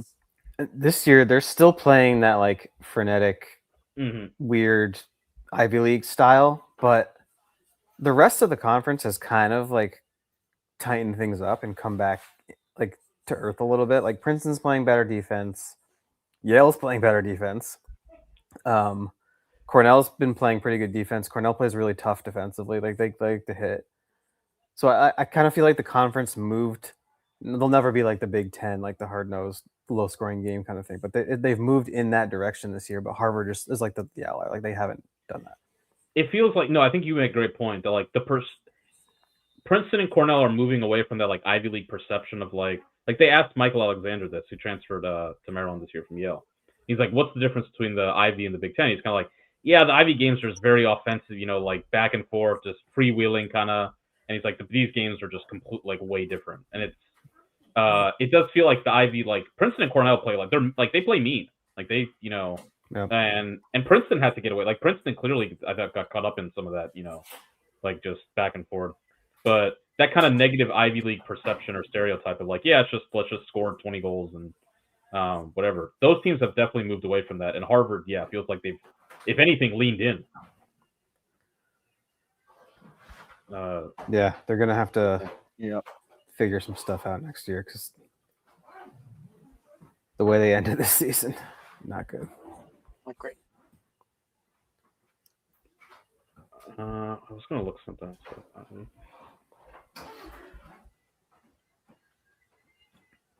So Virginia's up 4 on Notre Dame with 8.5 minutes left in the third quarter. The next Ivy League game starts at. It should be soon. Yeah. Yeah, it should be soon. 6:30, right? Yeah. Yeah. It never starts on time, but never starts on time. That Cornell Harvard game was over. Like, it feels like it's been over for a while now. I mean, yeah, it was. I don't know if it's like I just don't know like if it's like a half hour. I don't know like what the time the time gaps they have to give. If it's a half hour or 45. But usually if it's like they'll run like the filler programming, which is Lacrosse right now. I'm on mute, so I don't really know what's going on, but okay. But I wonder like probably like once this is done or like the runtime's done, that's when they'll like we'll be close to face off for that game. So my guess is maybe like 6:40. I don't know what time that game ended, whether it was 6:10 or something. Well, you know it's awesome. Maybe you're funny. They got a timestamp up, 6:38. There you go. You know what's awesome? Like weird. The fact that like the crew was doing their open and they literally missed the face-off in the first 30 seconds because they were too busy doing their open. And I don't know if it was like a miscommunication from like the game ops or TV. But they're like a minute in. It's like, oh yeah, we already missed the face-off, and it's 30 seconds in, and we're underway. Yeah, so that was weird. Yeah. It hasn't been ESPN's finest hour this year. It's just weird the way they split it's just odd the way they split the. Like it feels like Anish, Kark, and Quint don't call any games together until like the last 3 weeks of the season. Anish has hardly called any games this year at all. He's doing a lot of baseball for ESPN Radio. That I know. Oh, okay. And I think like he's actually like gone with that over like the lacrosse games. Which like good for him because I know he loves baseball. So if he's able to do that over lacrosse, he's gonna do that. But a lot of like guys I've never heard of, like whoever the Cuse guy was, Cooper like Boardman, I guess. Like these creative pros sounding names. Cam Mana did like a couple games earlier this year. It's like I've never heard of these people before, but good for them. Yeah. The on Gil's comment, the Notre Dame G-Town, that is I think it was more of a school thing, and there's a lot more logistically that like I don't think we're able to say, but like what we've heard in the back. So that's why that didn't happen. There's a very weird like dichotomy between the degree to which Notre Dame promotes their lacrosse team and like our lot in the atmosphere, and the degree to which like they have kind of, I guess, listen, what happened there with let's say what happened with that game and what happened with the game against who would they play Cuse with like the single camera stream and all that would not happen at Hopkins. That would not happen at Hopkins or Maryland or Cuse. No, it just wouldn't. It would not have happened. I mean, Maryland moved the game indoors to the Loyola game, and like, however, I will say one thing about Maryland. I'm not even going to mention the broadcast angle. It's that they refuse to put the camera on the right side of the stadium. That's the broadcast. That's the whole thing with the broadcast angle because it completely changes the. I agree, it's bad. If you go back and watch games like 3 years ago, they filmed it from where the M is like M's upside down. Yeah, and that's the good broadcast angle because you're basically but they don't want the M to be a W, right? And so therefore they move back to like the tower where like the press box or side where if you've been up there, I have. It's like it literally is like you're on the moon. Like, just change the direct. Just repaint the M. Change it to the other way so that you can get a better broadcast angle. Gil, this is like I don't know.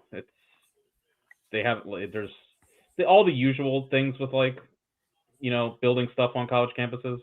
Yeah. Lack of space. Who gets the who's going to fund it? It's just one of those things.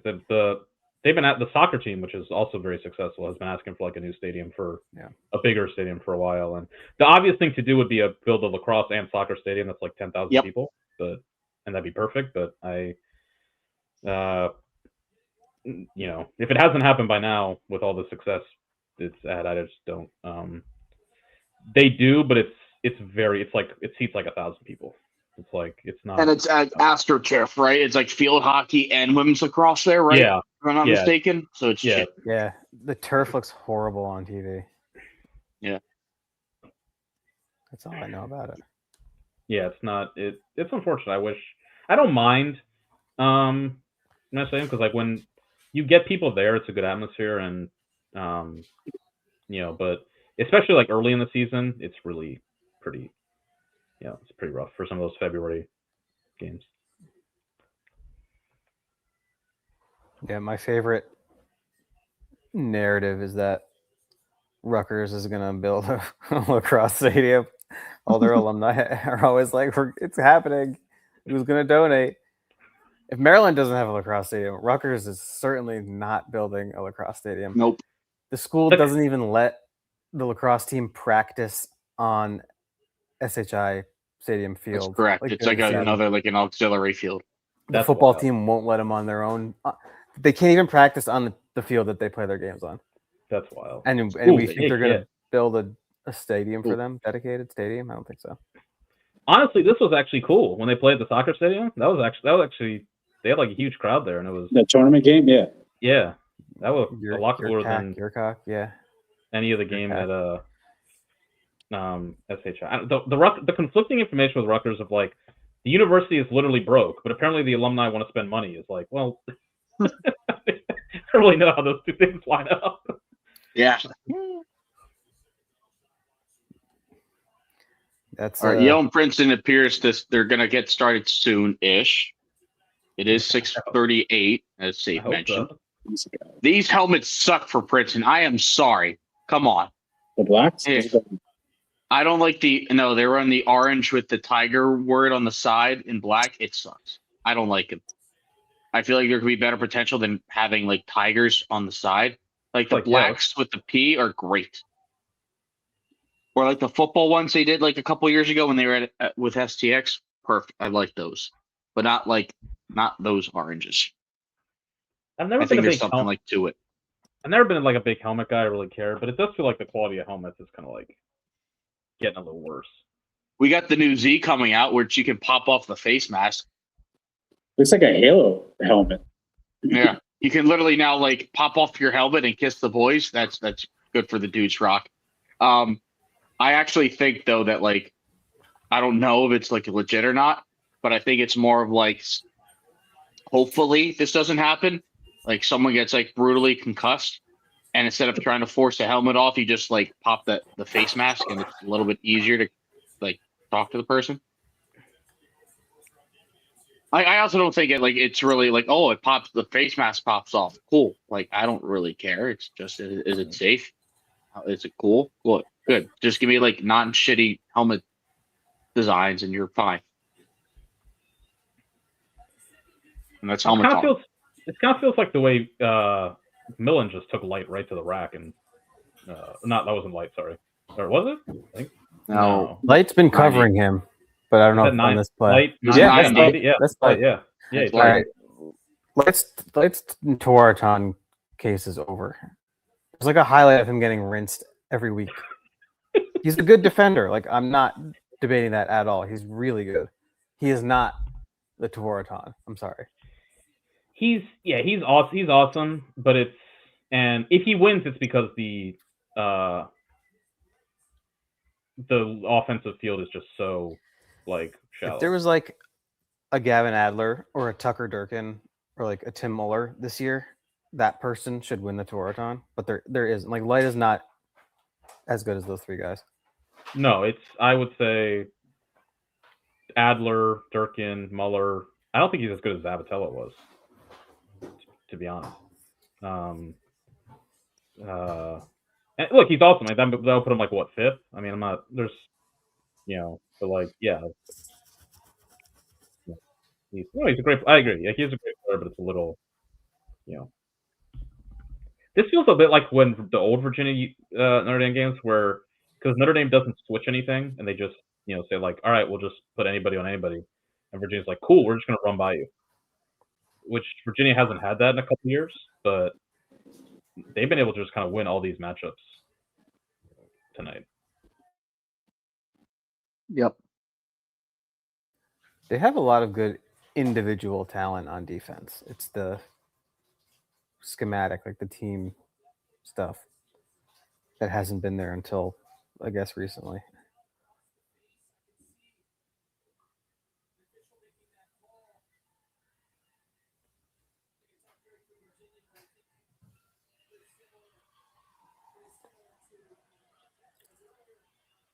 Man, what a wild turnaround for UVA. They were dead in the water. Yep. And then Mars made his comments, and I thought we all thought it was like, oh, ha ha ha ha ha, yeah, right. And then it's like now it's like turned into like the Tim Tebow God bless speech, and now it's like, oh shit, they might be decent. We said it, Jake. Like we were like, what would be the funniest ending? I had to insert UVA winning. That would be the funniest way to end this season. It would be. It's on the flip side of that. Like the most heartbreaking way would be to lose one game before, like lose the quarterfinal, like win at home, at Klockner, and then lose the quarterfinal, like the money round. That would be right before the Final Four in Charlottesville. That'd be pretty brutal. Listen, Ithaca's Moscow. Like this is just like this is the best. This is the best it's gonna get. It might get sunny for like if they host a tournament game, but that's it. Like it's just pure. I looked up. I wasn't stunned because like every time I've watched a game there this year, it feels like it's been raining or snowing or something. But they haven't had a good home crowd all year. And I can't blame them. I wouldn't want to sit. I wouldn't want to sit out there in 40-degree rain either. Hey, sorry, I just got this video. Did we talk about how the Lehigh Army kind of like Will Shaw or the coach? Yeah, Alberici made like a dead sprint at Will Scudder. Yeah, and then Pierre Gallis shoved Scudder. What happened? I totally missed this. I thought he did. Yeah, or someone shoved. I think someone shoved somebody. Yeah, look in the chat, Adam. You'll see the link. Can I like show this video on here without getting like DMCA'd? I feel like we should be fine. All right, yeah. We don't. What are they gonna do? Yeah, exactly. All right. Are they gonna sue us? We are suing the College Cross live stream. All right, share screen inside Lacrosse. Oh, was it on IL too? Add to stage. All right, here we go. It clearly falls under fair use. Yes. Criticism and commentary. We're about to talk about it. Yeah. So there's Scudder going all the way into the Army end. Like, watch Alberici. He's about to like. He's hunting him down. He's hot. Yeah. And then Jared Callis did shove Scudder. Oh, be careful. Be careful. We might have a Chris Bates.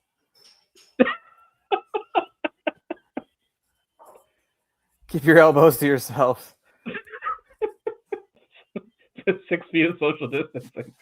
That's the closest we've had to a Bates in a while, I feel like. The Bates thing that's one of a kind. That's like the most. There was Nick Myers almost fighting John Tillman a couple years ago. He was about to fight Dante Trader. Like he was like, yeah, I remember that. It was crazy. All the way back 2017, you remember the glare?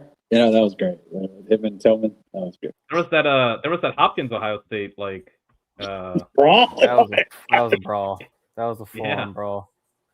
The coaches weren't involved in that though. No, yeah, it was at the. But I remember it was like the sub box. We're due for a tense, heated coach on coach moment. We had Tillman absolutely snubbing Kevin Connery in the handshake line. The the Big Ten tournament a couple years ago. Oh yeah. Connery went in for the hug, and Tillman like could not have gotten out of there faster, and you could see Cold like one of the handshake. Maryland assistants Oh my was God. in the background, be like, "Oh, what the hell?" Every awkward Tills coach is hilarious because then they just look at Jesse Bernhardt. He's like, "I don't know what you want me to do." That was like must see TV that big season. Like I remember, you remember when the Maryland lost and Tillman got locked out of the door. had to put the curb of enthusiasm. That whole the Big Ten peak. The Big Ten peak there. There was that one weekend where like every game went to overtime, but there was the glove gate. It was wonderful. It was wonderful content. Tremendous content. It was box office.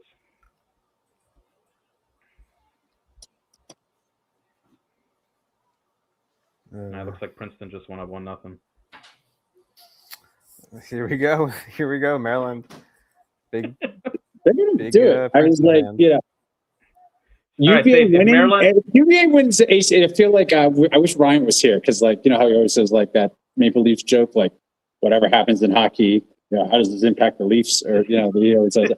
But I feel that about Duke and a little bit about Maryland. Like how do these games? But it would be better. I'm putting Duke in near lock territory. No, they're gonna get in. The inside, the IL piece, like, just was really bad. Like, it was probably. I don't want to knock this. Yeah, it was like Duke basically Danowski being free to like give interviews because he's not playing and like making the case. It's like, come on. They would not have. According to sources close to the situation, it's like Matt Danowski situation. It wasn't like if Hopkins was in Duke's position as like desperately wanting to get in because they have one quality win. IL is not interviewing Pete Milliman. Like, so tell us why you should get in, and then we'll just publish it. I mean, the sports washing started last week. Clark, I love Clark, but he's like, if you just took the first half scores of all their losses, Duke's a top 5 team. I'm like, well, I don't know about that. It's awesome, man. If you only play half the game, they're really good. More in the second half and the final score, Duke's like, it's always been a top 5. It didn't top the Notre Dame is the best 2-4 team in the country, but which was just outrageous. But yeah, it wasn't. Say if Maryland gets in at 7-6, how many are you picking them to win first round? Who would they play? Richmond? They're gonna play Richmond or Virginia. Yeah, Richmond or Virginia. Maryland beating Richmond they're gonna beat Richmond. They're beating Richmond. Richmond's not beating Tillman in the tournament. It would be for lacrosse Twitter. It would be catastrophic. It's like an extinction level event for lacrosse Twitter. Like, so I guess lacrosse Twitter is already celebrating Maryland not getting in. Like, I saw tweets this morning, which I get it, like, fair game. But they're like, finally a tournament without Maryland. It's like, imagine they just get in and they beat Richmond. If Duke and Maryland both get it, it's definitely going to be like one of those hose mat, like memes, like. Mark made a good point earlier. Yale can, if they lose, Cornell could still become a top 5 RPI win. True. For them, which I think would put them in over Maryland, having that top 5. So then could Virginia become a top 5 win for Maryland? On the flip, if Virginia wins the ACC? Oh, that's a good question. I don't know. Yeah, I don't. Yeah, I guess. Virginia 9th? Yeah. Beat Notre Dame? Nah, I kind of think they won't. Maybe there'll be 2 top 5 wins. All right, let me. Depending on. Let's say UVA beats Notre Dame. I guess it doesn't matter who wins UNC and Q's. We'll just say UNC. Let's say Princeton beats Yale, Loyola beats Colgate, Utah, by the way, is up on Air Force in the ASUN second ASUN semifinal. Jacksonville beat Mercer 18-3, which is nuts. Jacksonville, it feels like for Jacksonville, this has got to be the year. I mean, they beat Utah, I think, in the regular season. Like, they've had opportunities and teams to get in. It feels like they got to do it. The conference tournament is at Jacksonville. Galloway's got to get back on the interview circuit. He's fallen off a little bit. Maybe he needs to get back in there. All right, let's say Virginia beats UNC, and then we'll say Cornell beats Princeton again. In that scenario, would Princeton have to beat Cornell? Do we want Cornell to fall? Yeah, I was running both. In that scenario, yeah. In this scenario, Cornell is 5 and Virginia is 6. I don't think Virginia's going to get to 5. If we flip it and Princeton beats Cornell, then in this scenario, Virginia does get to 5. Now, I didn't put in any other results, so I don't know. But it seems like Cornell getting to 5 is more likely than Virginia getting to 5, right? Yeah, I would also just say Virginia's playing really well. I would probably say Cornell beating Princeton again or Yale. I mean, if it's Yale, it doesn't matter. But I would say Cornell beating Princeton again feels more likely than Virginia beating Notre Dame and then also Cuse or UNC in one weekend. But I don't know. Virginia's playing really well. If Virginia falls, would that help Maryland more? Because then less chance of them getting at large. Because like right now they only have 2 top 10, top 20 wins, right? I'm looking at Mark's. Maryland needs Virginia to stay at minimum a top 10 win, right? Yeah, right now, if Virginia falls out, that's not. I don't think they would, but Virginia falling out. They got that. Yeah, they got 2 top 10. I thought it was like only just 2 top 20 wins, but they're. It's just going to come down to like vibes, Maryland versus Yale, I think.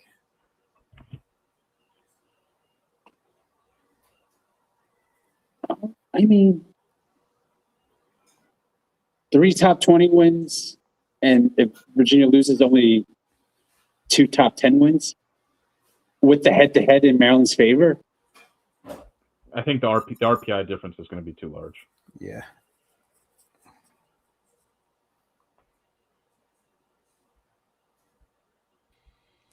Hello. We got the Olympic rings going on. Let's go. For a few minutes. Again, I'm going to be in and out this evening. Got a lot going on this evening, so I could spend another 15 minutes or so here. Yale's tied it up. Uncharacteristically low scoring. It's 1-1.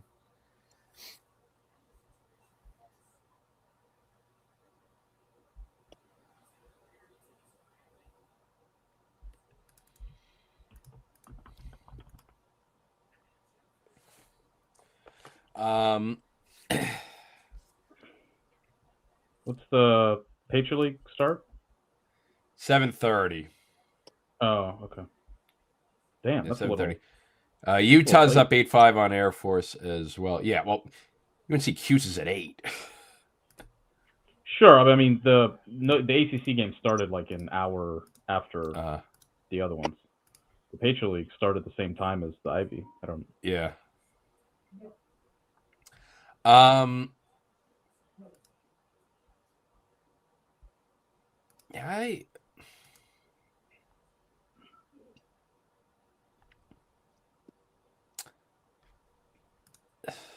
Let's see. I mean, if Virginia holds on. Ooh, I think Princeton hit the post. What were you saying, Ryan? Yeah, if Virginia hangs on. So what were you guys discussing before in terms of the bubble? We were talking Maryland and Yale.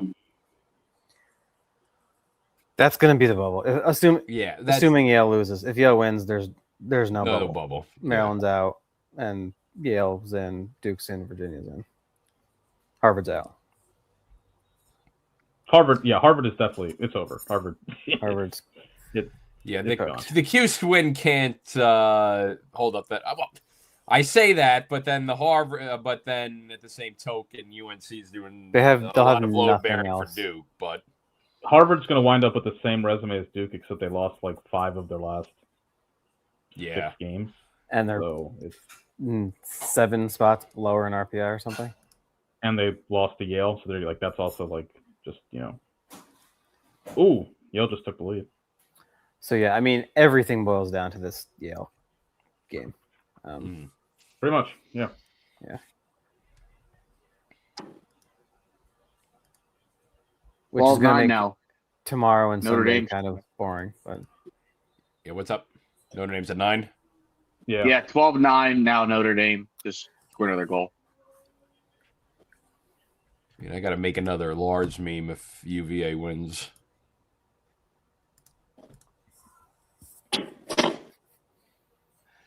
I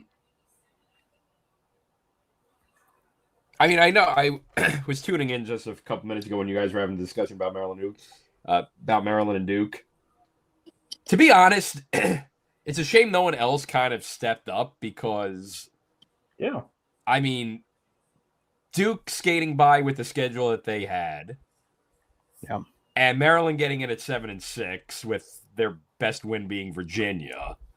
I don't know. It feels kind of the run out that Duke has gotten in the last couple weeks is unbelievable. To their credit, they beat UNC, which is what they needed to do to even have a prayer.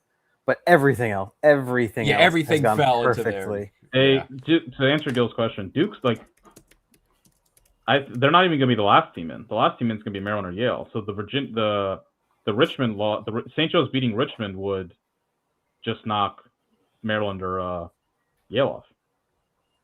So Duke's, it's going to happen. They're going to be in unless the committee just decides to punish them for the schedule. Which, listen, I wouldn't.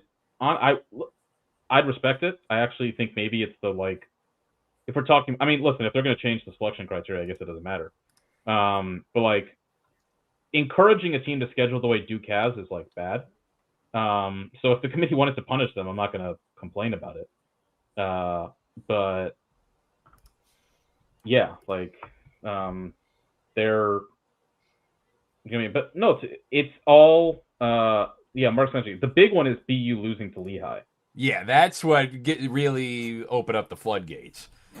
Because even if BU just beats Lehigh, and I think, Adam, you mentioned this earlier, I think if it's one win, it gets really hard to put Duke in.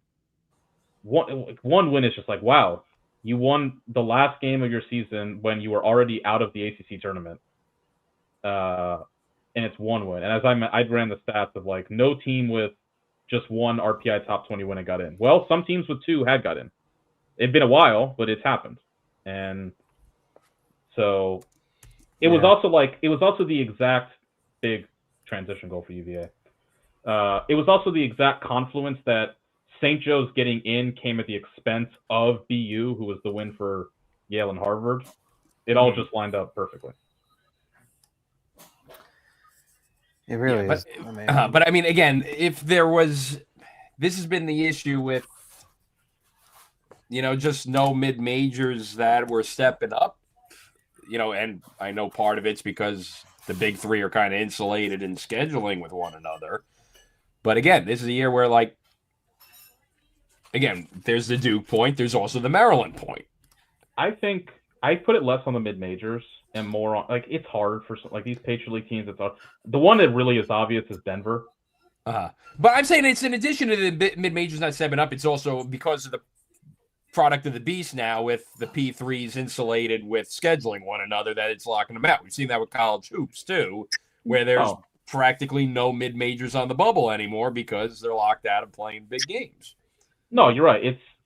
But also I think to be fair, I think there's two things in play. One is the Ivy League becoming an actual top 3 league as opposed to sort of just the Ivy League in the late 2010s wasn't that much better than the Patriot League. There were actually some years the Patriot League was better, frankly. You had Loyola, Army and Navy had some good teams. The Ivy League had a period there where they didn't win any NCAA tournament games for a season or two. So the Ivy League's emergence, I think, is a big part of this because it went from just being Big Ten, ACC, step down, Ivy, Patriot League, etc., to now Big Ten, ACC, Ivy League. And then also the Big East. The Big East is terrible now. And Denver just not even being a team in 2018, the Big East got 3 teams in the tournament. With Villanova, who was a very weak team to get in, should be stated, but nonetheless. So yeah, I think the Big East falling the way it has is a huge factor here. Denver's just not even. where's Denver in RPI? 34. Yeah, absolutely. Denver's and no one's stepped up in that. Like Providence is okay, but they're not a top 20 team. So it's the other schools are kind of. I mean, maybe Richmond will lose. That's but maybe Richmond loses and the A10 gets 2. So who's out if that happens? And if Yale wins, okay, that's interesting. If Yale wins, could they get in? Could they jump Duke?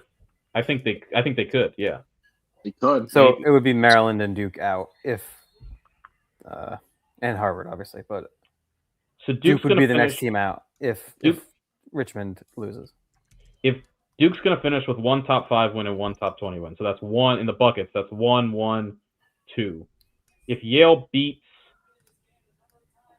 Princeton, Yale's going to finish with 1 top 5 win, 2 top 10 wins, and 3 top. Yeah, Yale would get Duke if Yale beats Princeton, they're going to jump ahead of Duke, and then Duke would be the one at the mercy of.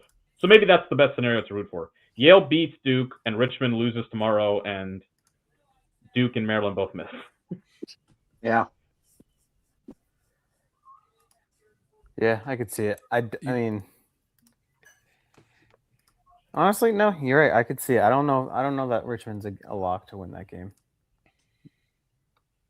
They didn't look very good against UMass. I feel like they've kind of like struggled a little bit to end the season. Like, granted, it's the A10, and but they just didn't seem like they were dominating a lot of those teams later. I think it was. Let me look up the result. Yeah, I just think they're kind of a little bored, for lack of a better. They beat St. Joe's 13-11 a few weeks ago. That game was kind of close. They beat High Point by 8. So their A10 results this year: they beat UMass, they beat Delaware by 12, UMass by 14, Hobart by 16, St. Bonaventure by 16, St. Joe's by 2, High Point by 8, UMass by 4. So I think the last couple weeks they've kind of taken their foot off the gas a little bit. Speaking of tournament implications, though, Notre Dame's losing right now. Princeton's losing right now. Is it too late for the UNC Cuse winner to go on a heater by winning the ACC tournament and jumping both? I think so. I just think the head-to-heads are too.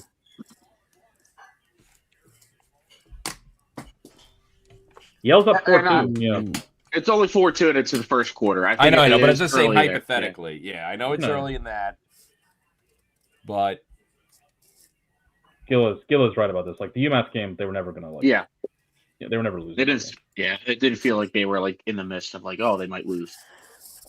They're making the tournament regardless, and St. Joe's is not. They need the AQ. There is something to be said for like a team that is just has nothing to lose and is, backs against the wall, blah, blah, blah.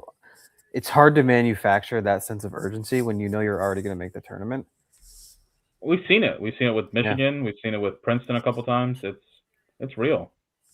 It happened to Harvard to an extent. Like, getting the big run out early in the season and then going forward, like the Ivy League games were so tough. It was like because, like, for some of these teams, not the Super Bowl, but like it's big to knock out Harvard, especially the way they started, and it just kind of wilted under that, heavy lights and crown type of thing.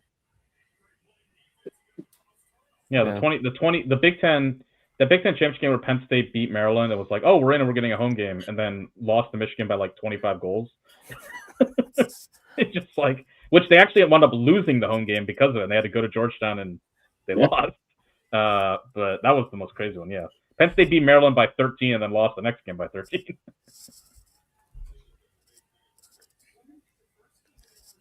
So Notre Dame, do we agree? Like last week felt like when they scored 16 on Cuse, it was like, okay, that was what we've been waiting for, like the offense. We just chalked it up to Cuse kind of just being Cuse, and because now they got 10, which is not bad, but it's much more in line with like the rest of their season. Like 10 is. And I feel like you're not going to win. I feel like you're not going to win games if you just score 10 goals. 12. I think I don't Probably. know the way the things are this year. I don't think you can win 4 games in a row with 10. You're going to have a Right. game where your offense. There's going to be a game in there against an opponent where the offense plays like the way Virginia is today, and they're going to have to run with them. Now against Cuse, we thought we kind of saw that, but Cuse games are a little different than we saw with Duke. I mean, Duke scored, struggled to score against most every other team, but then scored 15 against Cuse. So.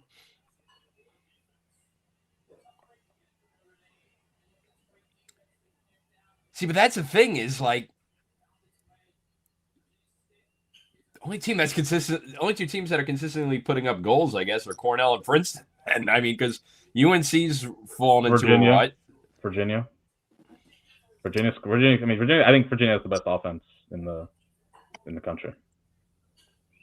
Penn State could. If Penn State can, Penn State's problem is they turn the ball over like every other possession. But They've scored 8 goals in 2 of their past 3 games, though.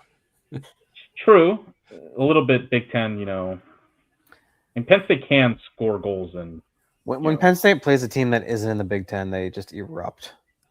These Big Ten games are just different. They're just slower. And It's a Navy.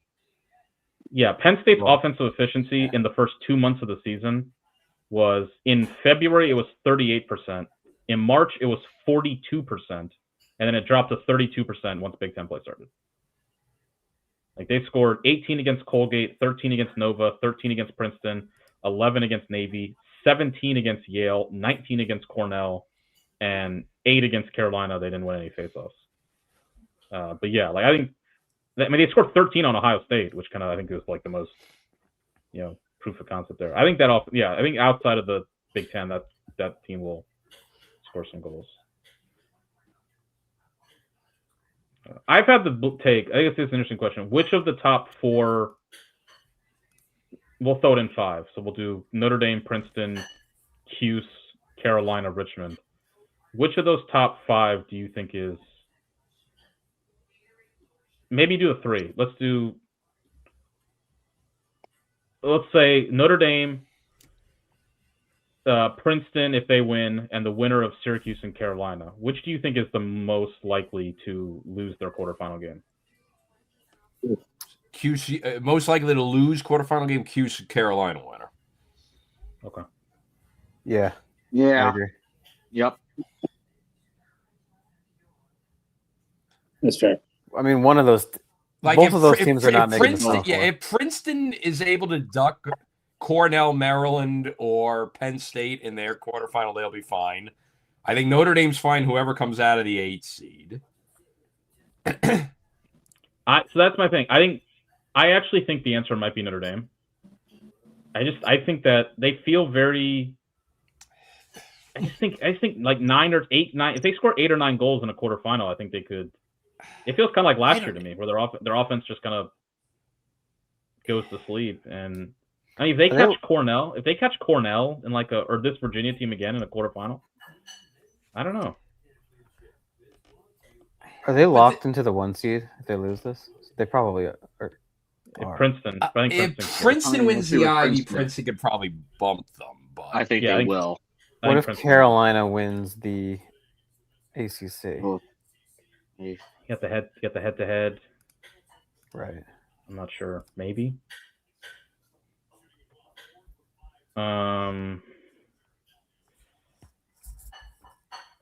Carolina's not winning the ACC, but So I think the answer Carolina feels like the team here because if they lose to Cuse and they play the way they have the past couple weeks, they're just like they're coming in. They're losing to Towson. The wrong direction. Yeah, they might. Mark, to answer your question, Harvard would be 13th in RPI. The actual total would be 0.6098. And Maryland would be 15th, and the actual total would be 0.6034.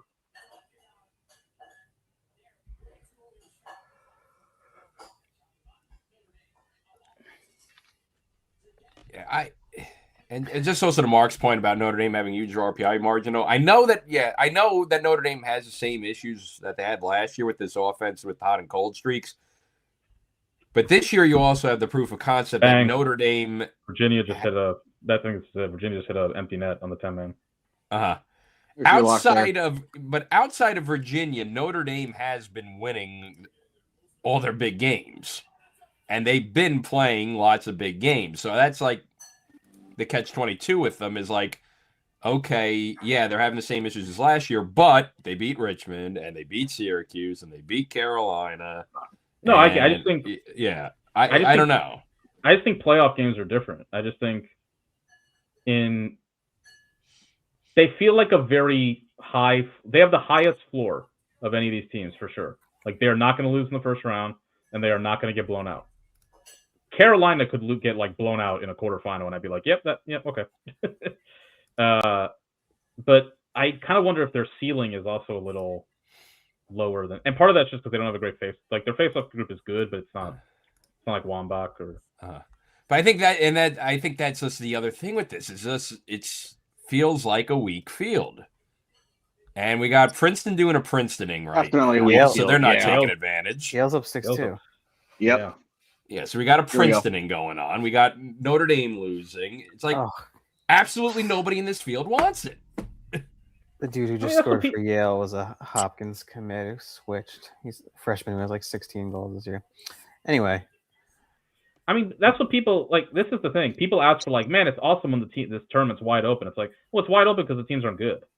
Yeah. Like, it's like if you had a 22 Maryland or a 24 Notre Dame or a like, it's that's the thing. Like it's gonna be a good tournament though. Like I agree. A lot of these teams are close. There's gonna be some like close, intense games.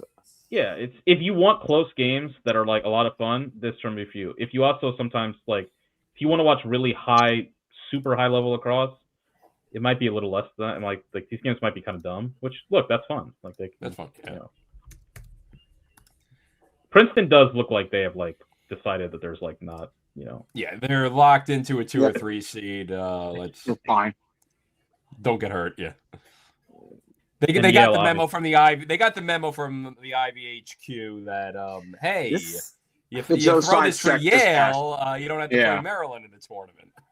The Joe Stein money just came in. I know I just made that point about like the desperate team. Like Yale is the team with the back against the wall, and Princeton. Like that's true, but also they showed Shea's face just before game with a rain. I was like, man, this guy, he's locked in.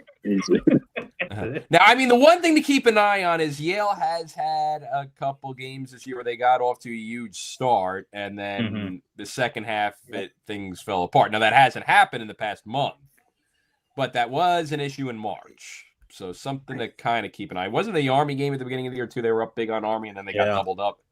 So I kind of feel like if I've been high on Princeton all year, I feel like if they were truly like a national title contender, they'd be winning. They'd win this game regardless of like the urgency factor. Like you're right. Like they are not. They're not like they're with all these other teams. Like they're not like the clear best team in the. They're not Cornell last year or. Honestly, I think we all like Princeton on here. I do think this is a pretty. Obviously, Madeline's not like going to get fired, but like we all speak very highly of him. Like it has been a minute since they made the Final Four. Like it's been they've made one. They're 1-3 in the tournament the last 3 years.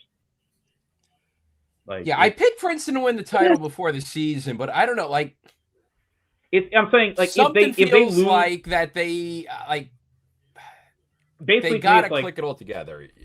Yeah, I don't know if they're showing that they're clicking it all together. I've been saying it all year. They're a great team, but they have these stretches in games that we're seeing right now where they let the other team in too much. I don't know if they can win 4 games in a row in a tournament, which is what you need to do. Yep. Well, I think the point of them is like all we talk about them is like they have this super high ceiling, and it's like. If that's the case, why don't you, to kind of Gil's point, like why don't you separate a bit more? Like why don't you just go out there and stomp teams? And it's a bit, like it's I guess my point is more. We've been hearing about this senior class that and now it's their junior class right now. This class for like a couple years now. It's like if they don't get it to the Final Four this year, like next year, it's like it has to happen. Like all the pressure goes on them for next year. They're like, these guys haven't. To Safe's point, you always want to make the Final Four early, and so I just think I think they're a little behind they should have made the Final Four last year. They should have beat Cuse. And so they're kind of behind the 8 ball a little bit with, again, I'm not like, they shouldn't fire Madeline, but I think there is a bit of like, the 3 teams to me, Cuse needs it clearly more than it. Like Cuse has to, make the Final Four this year. And but after that, I think Princeton and UNC are like right there. Because yes, you have the extra year next year with the guys coming back, but that pressure can flip very, very quickly if you don't get it done this year. If UNC doesn't, if they extend, since the Cornell loss, I mean, they have outscored everyone 106-58. I mean, the Harvard game was like the only one that they didn't win by doubles. I guess the Brown game was they only won only by 6. But yeah, I mean, I guess you can make a case about the level competition. But I hear what you're saying. They're all flawed. There's no juggernaut team this year, but yeah, I still feel maybe as long as they don't have to play Cornell, in the Elite 8, I feel pretty good against pretty much anybody in the field for them to make a Final Four. I think last year, as Jake said, they probably should have been almost like Hopkins, Adam, right? The UVA year, 2024. It should have been a Final Four year for Milliman. Still more in that defense. But Millen stepped in the crease. I mean, let's not get out of that. But yeah, that's where the second, the Black and Blue Jay pod. But I feel like it's just everyone's a little bit flawed, but I think push came to shove, Elite 8 game, as long as they, like I said, I doubt they'll have to face Cornell in the Elite 8, but I still see Princeton as a Final Four contender. Maybe not title. I hear everybody here maybe 4 games in a row. Maybe too much to add, but it's still, I think they'll be in that final conversation on that weekend. Yeah, real quick, ASUN semifinal. It is a nice 6-9 game. Utah up 6-9. Or now 10-6, Gil says. I'm going through the IL site with everything. I got to jump out in a few minutes. Waiting on the Notre Dame Virginia game to go final because I have a whopper of a meme for you guys. And it'll premiere here on the stream. How are you feeling about tonight then, Ryan? Vamp with the Chiefs game. I mean, I said a little bit earlier, it'd be nice to win it, get themselves in position for the 3 seed. I mean, I feel a bit confident because just since Cuse played Carolina hasn't looked the same. But just to get the, last week's cobwebs out of it, get things rolling for a May run. I would be very happy about playing Virginia instead of Notre Dame in a possible ACC championship. But I think just to, get the bad taste of the second half of last week out of the mouth would be nice. Grand scheme of things, I mean, that's going to be the weird thing about this ACC tournament is Virginia has something to play for to move up with their seeding and statue, but Notre Dame, Carolina, and Cuse are all kind of locked into the top 4 seeds. I mean, maybe one of them falls down to a 5, or if Cornell or Richmond get, their numbers really juiced, but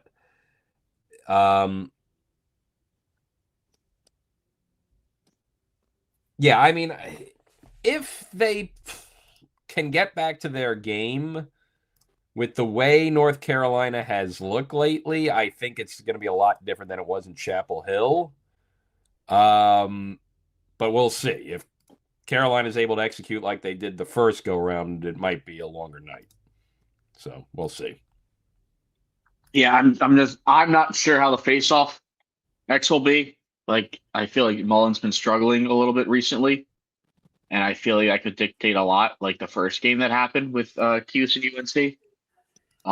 Hopeful we win. If not, I still feel like a lot. I feel like a lot of these, like if you lose in the conference tournaments, you don't really get penalized that much. So I don't know. Maybe if you do, like you fall from like a 4 to a potential 5, and really the same thing because you're going to play the 4 anyways. I'd like to see Spallina play well. They probably They won't, but they could fall to 6. Yeah, I don't know if they will. But they could. Cornell jumps them. But is Cornell going to get as big of a boost if they play Yale instead of Princeton?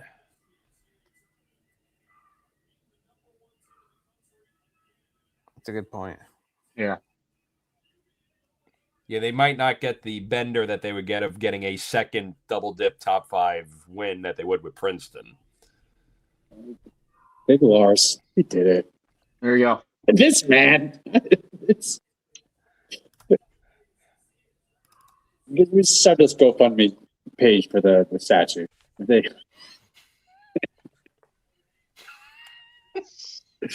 We hit him up, absolutely. Of course, he's not going to cancel himself. That's why, obviously, we censored it. Yeah. He's not. Lars is not a guy that's going to cancel himself. So, yeah. But still, he's got it, man. He's just the charisma. I mean, like, I hope he has a burner account and he goes on the Saber tonight. Just to let everybody know. So quotes from a bunch of people. Brian, please post that in the chat so I can. Yes, I just did for you. And again, Lars is not a man that's gonna cancel himself. So it's censored. We're laughing. It's all parody. Wow, man. Potential ACC champion, Virginia. I mean, just wild.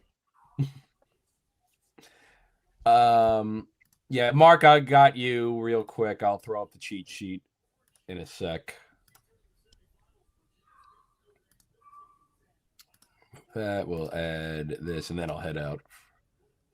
You guys, here we go. So, courtesy of Mark, here's our cheat sheet for now. So, Virginia moves into lock territory.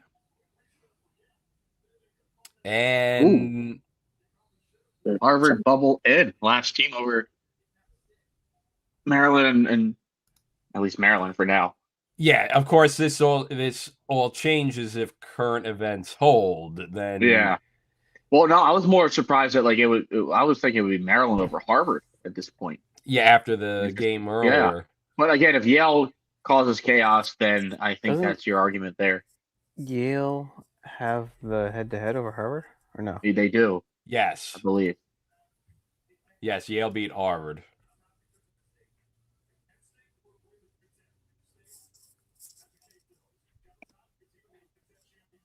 Yeah, the only thing is that Yale's missing a top 5. Oh no, well, Cornell could go into top 5 territory.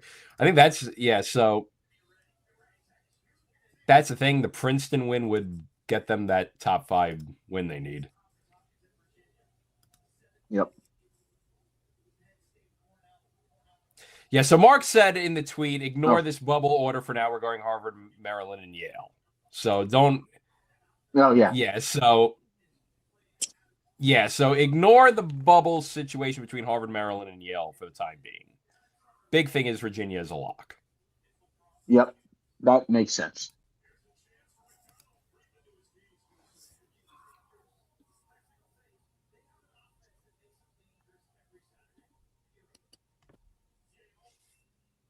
Like, what are we considering, like, a bubble in, like, percentage? Like, is it, like, 50%? Like, I feel like Penn State and Duke, I do feel like they're in. Like, more leaning toward a lock than a bubble in. Like, maybe if it's, like, 67% for both, Penn State and Duke. Well, let's do them, right? So 4 ACCs, right? Hopkins, Penn State, loser, 5th.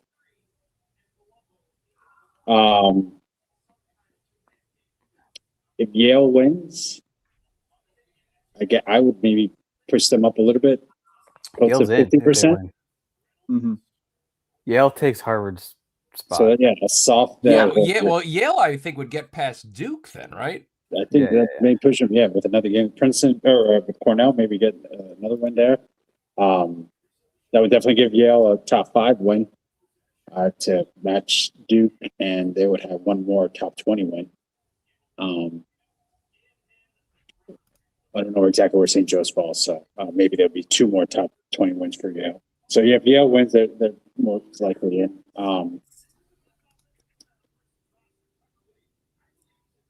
Again, I just feel like it's the bubble. The last spot is between Harvard, Maryland, and Yale. Potentially St. Joe's if they win. I feel Harvard's probably last spot, right? So I think it's going to be pretty simple. If Yale wins Maryland. If Yale wins, I think they're in. And unless St. Joe's wins. If they lose, it's Yale versus Maryland for that last spot. If they lose, Maryland's getting in for sure. I think Maryland's in also. The Virginia win's going to help them. Now Virginia's got 2 wins over the number 1 RPI. That's going to just help the Terps. Is it because aren't they going to still just be in the 6 to 10 range? So it's not really moving the needle that much, right? I think I was joking around the whole time. Virginia's rise is going to lift all boats. Good job, Brian. Great job, Brian. Great to read. If Yale wins, we're done talking here, which is good, fair. Yeah, I agree. Again, unless St. Joe's wins. Where did this defense come from? Princeton's only scored 3 goals, and there's 2 minutes left in the second. They just scored. It's I think a 2-goal game, and they just scored again. Okay, so it's a 1-goal game now. Okay, it's 5. My bad. Here we go. Behind a little bit. All right, never mind. Here comes the Tigers. Here comes Princeton. Yale wins. Yale, Duke, Maryland. Yale loses. Harvard, Maryland, Duke. Wait, repeat that one Harvard's more time. Out. Safe. Harvard's gone. It's over. Yale, Yale wins, right? Is Yale, Duke, Maryland, whatever order lasts. Okay. I think if Yale loses, then it's Harvard, Maryland, Duke. Right? No, Harvard's gone. No, Harvard has a head-to-head Harvard loss is out. against Yale too. Harvard is out. Maryland is getting in if Yale loses this game. Period. Unless Richmond loses. Richmond, yeah, exactly. Yeah, Harvard, especially if the committee looks at what think of it like this. Lately. Think of it like this: if Yale wins, Yale is in. If Yale loses, they're probably not in. It's probably Maryland. It's kind of that, unless there's the Richmond. Now. If Yale wins, there's still one spot left, right? We're penciling Duke in. Yeah, 4 ACCs, or we'll put Duke at the end. 4 ACCs, Penn State, Hopkins loser. Oh, I'm forgetting about Ivy, Cornell, Princeton. Yeah, one of those. So yeah, I guess this last one. I just kept forgetting about that one. But if it's Princeton versus Cornell, then it's just I don't think they're going to have 3 Ivy teams. So yeah, I think Yale loses, Maryland's in. Yeah. If Penn State loses tomorrow, I don't think they're a lot. I mean, I would say it's 90%, but I think there is a shot they do something weird because of the 3-bet losses. They could easily be no. The problem is they have who are they going to get left out for? Because they have the head-to-head over Yale. And they beat them by 1 million. Cornell too. Yeah. And they beat Maryland twice, so they beat Maryland twice and they beat Yale. They boxed Maryland out. I don't know. Maybe if Yale gets this win, they just have a cleaner resume, and they'd be the head-to-head we factored in, but it wasn't enough. I don't know. I still think Penn State is going to be ahead of Duke just because the number of wins is so. Penn State has 6 top 20 wins. The only teams with more than that are Notre Dame, North Carolina, and Syracuse. And they do common opponents, so they both played Cornell. Penn State won that. Yeah, so I think. The weird thing is either way with Penn State and Duke, we're getting a very much an exception to the rule with both of them. Penn State in the case of the bad losses, Duke with the case of lack of top-tier wins. But that's the way the cookie kind of crumbles. Duke became much less of an outlier with the St. Joe's win. It's still uncommon, but there have been teams with 2 top 10 wins, 2 top 20 wins who've got in. Like, it's much less of a. Now, it's been a while. The last team I think was that Villanova team in 2018, which is probably the weakest team. Probably the weakest team to ever get in. But Duke's whole thing of being an outlier was when they only had 1 win, literally 1. If St. Joe's gets in, it just changes. It seems. Look, I know some people be like, "That why does that matter?" It seems silly, but like that's just the criteria. It's, I posted the Wire thing with like Marlo. It's like you want it to be one way, but it's it's the other way. Like that's just what the criteria is. Stop saying that, man. Stop saying that. Since Yale went up 6-2 and then they took a man down, Princeton's offense is like really clicked into. Yep, they started to get a lot better. Yeah, looks. so that's the thing. Like Yale is a little bit susceptible to blowing these for great first halves. So all this discussion might be for naught.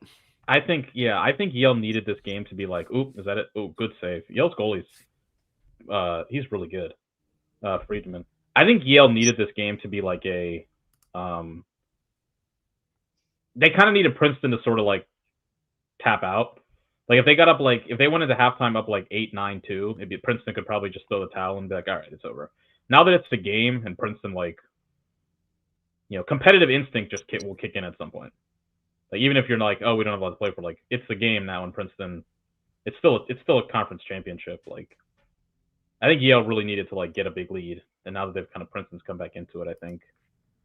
Yep. I can see Princeton kind of getting away with it. Yeah, so 6-5 at the half. Yale's season basically, that Brown game, they got the big. Friedman made an incredible save at the end, and then there was that goal at the end of the third quarter where like they got a save and then they turned Brown over at midfield and tied it up like right at the end of the third quarter. Otherwise, Yale wouldn't even be. We wouldn't be having this conversation. Yale would be done.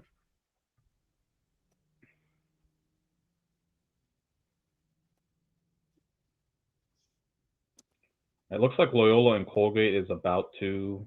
They're about to start. They just did their open in that game on the telecast, so it's like 7:35 or 6 or something like that.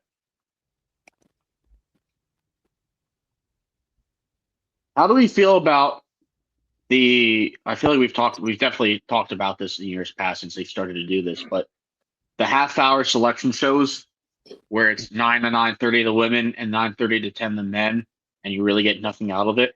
It's bad. We need to it's not ideal. Rules and suits shame in this country. Like it's 8 o'clock, like at 9:30. Just I mean, I would be fine if he did like an hour for both. ESPN's not going to do that because that would mean you have to like get different crews for both. There are dozens of that to watch. Yes, dozens. But like, I don't know, if like I'm a lacrosse guy, like and I am, or gal, like 1 year have the women's one at 8 to 9 and then the men 9 to 10. The next year flip flop. That way, like what I liked about the most when I did it in 2019, which was an hour, like you got the bracket, you got down on the bracket, you talk to the committee, you talk to coaches and players, like, and you don't really hear from a lot of the coaches or players during the year. Like, I don't listen to any of the IL podcast or the Crease Dive or TLN or whatever. Like, I don't listen to any of those. But like, I know like some players will go on there later or coaches, but I feel like that's like the best time to get like the most exposure for your program and yourself onto like a national stage. And it's like, it just feels like an opening day of sorts for like lacrosse, like a celebration of the sport. And doing it for a half hour where it's like, here's the bracket, or here's one of the bracket, here's the other half, or here's the seeded teams, here are the matchups. And then you talk to the committee chair, and then it's like, all right, who you guys like? Bye-bye. Like you get nothing out of it. I'm going to get going, but yeah, make it, I know my biggest problem is it's an East Coast sport. I mean, it is what it is, and we're putting it. How long? It's the latest. It's the latest selection show. How long does it take to drive from Ithaca to Bristol? I know Ithaca's in the middle of nowhere, but like, yeah, that's the thing is, well, it is a little bit difficult because it's also there's nothing really going to Hartford either. So, I mean, there's I-84, but that's hike. It is a long drive. It's a 4.5 hour drive. If Utah doesn't make it, there's not a team west of Richmond, Virginia, that's going to be in the tournament. It's not like we have to. We got to make. Notre Dame. Notre Dame. Yeah, but my point is, before I go, is that Indiana. It's not too late. It's not even the Mississippi. I got to wake up at 4:45 in the morning the next day. Unfortunately for you guys, I'm not going to be on the Selection Sundays show because it's not too late. Yeah. Hang on. I'm working at game 7 or 1 on TNT. That's why 2022 was so magical. It was like a decent hour, and then just even 2022 was like it was still was 8 o'clock. Was it 8 o'clock? It was 8. 8 o'clock. I remember back. Okay. Yeah. 8 is okay. I can do 8. 9. I can do 8. 8's fine. 9:30 is just by far the latest of any other school. Like, do it remotely. I mean, if you're in the studio, just do it.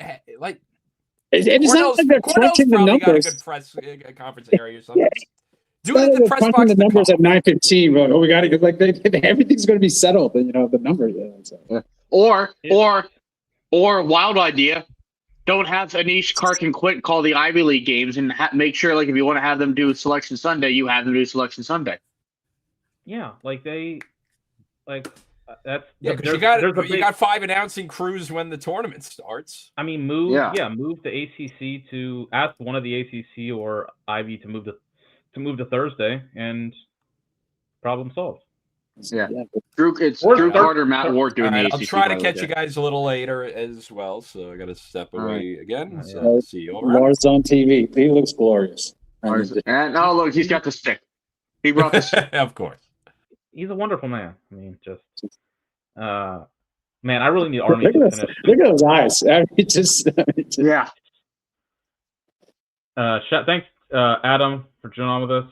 I think he's going to come back for this. I think he's going to come back for the selection show on Sunday, so that should be a lot of fun. We will be live for the selection show as late as it is. We'll be here live on YouTube. So come hang out with us. We'll go about, say, what time? 9 o'clock, maybe 9:15. Yeah, 9. Yeah, let's jump in. Yeah, we'll do 9. We'll when the women's is being revealed, we'll answer as many questions as you guys have, and we'll talk about as many things as there are to talk. I mean, we'll see. There'll probably be one thing to talk about at least. I mean, Yale and Maryland, if that's what it comes to, probably will at least be a discussion, even if however we see it. But yeah, so should have Adam on for that. That'll be awesome. Me and Safe will be here. Looks like nice save by Colgate's goalie. It's been a ton of fun so far. Thank you guys for joining us. We've gone 2.5 hours without telling you all to smash the like button. You should know this by now, so hopefully you've done it. But just in case you forgot or you're here, please smash the like button. Subscribe. Again, we'll be live on Sunday night for the selection show. We'll be live definitely Saturday night for the first round, recap the first round games. Maybe even I was talking with Ryan. We might do a Friday night show before, breaking down the games. The women's first round will be then too. So a lot of shows coming at you. If you guys have any questions, ask us now, since there's a lull in the. Any questions you got, throw them in the chat. Since we've got one game going on right now that just started between Colgate and Loyola. I need Army to finish this stadium because this is not a. This is. Yeah, I think it's next year they might. This is probably the worst broadcast setup in the. It actually looks like the game is being played indoors. It does, with the big wall. That's not in the border of Mexico. So this means by next lacrosse season it'll be ready. Okay, sounds like it. That should be good. It might be an awesome, spot to watch game, but it's with the renovations which have been going on for a minute. There's your Loyola goal. All right, so the Hounds are up 1. This would be last year was last year we had Duke miss. We had Duke didn't miss last year. We had Hopkins, Virginia, Yale, Denver, Loyola. Oh man, that was like 5. I think it was the most champions we've ever had miss the field. And this year, there's a good chance that we wind up with just Denver, unless there's anybody else that I'm thinking of. I don't think there's any other D1 because Loyola could get in. Mm-hmm. Hopkins, Virginia, Maryland. We'll see. I mean, Maryland could miss obviously, but they could get in. I can't think of. I guess Yale. Yeah. Oh yeah. So Yeah. Denver. I guess one of Yale and Maryland, and then Denver. But no, you're safe. Your point, yeah. With this is a very, I guess, old school kind of field potentially with no Ohio State, no Denver, no. There was what was it? 2017, Denver, Marquette, Ohio State, Notre Dame, Air Force. They had to put them like all together. Yeah. It was like a West. It was the West quad. Yeah, we had like almost a third of the field was sort of out west, so to speak. We have Michigan get in. Basically, yeah, this is a much more East Coast heavy field.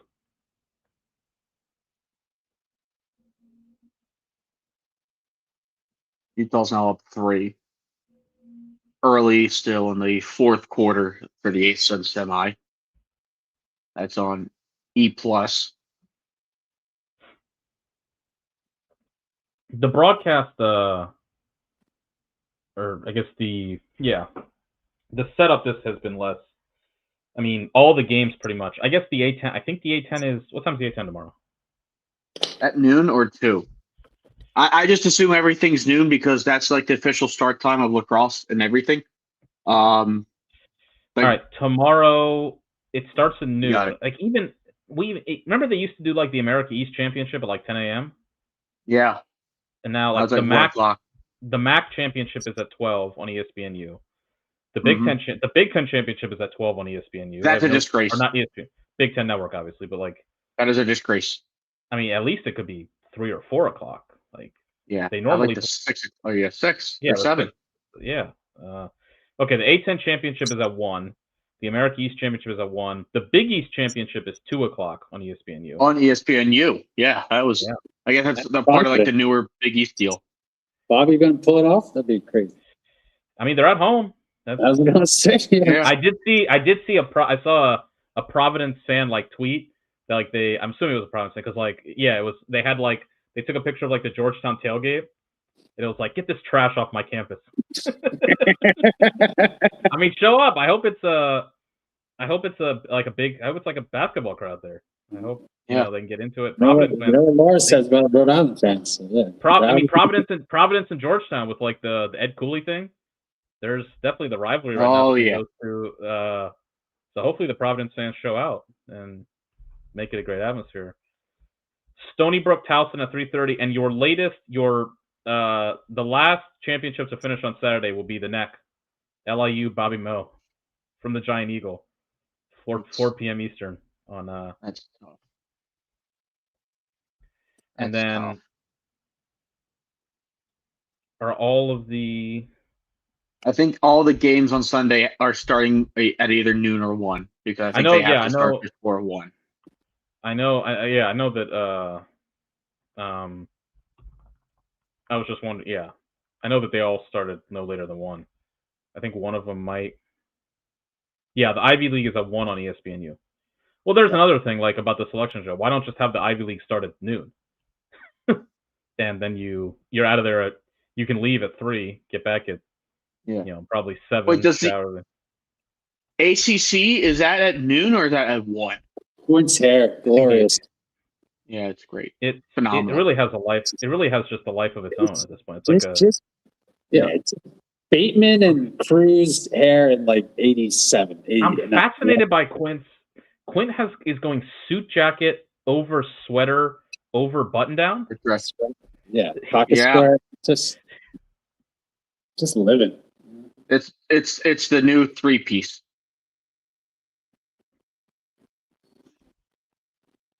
It's an eclectic wardrobe for everybody.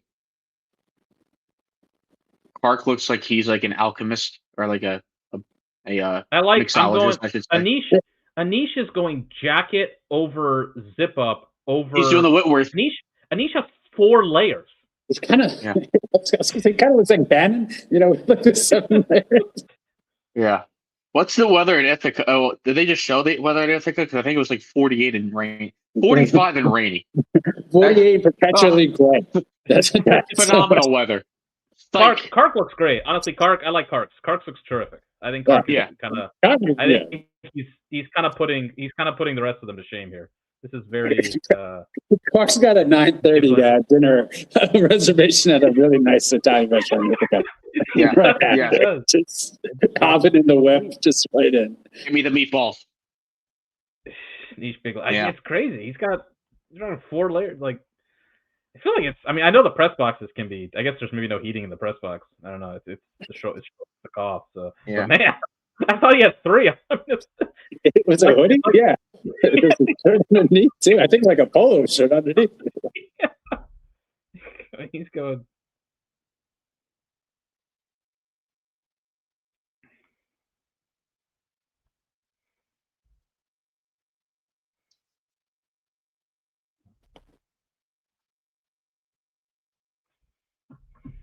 Wow.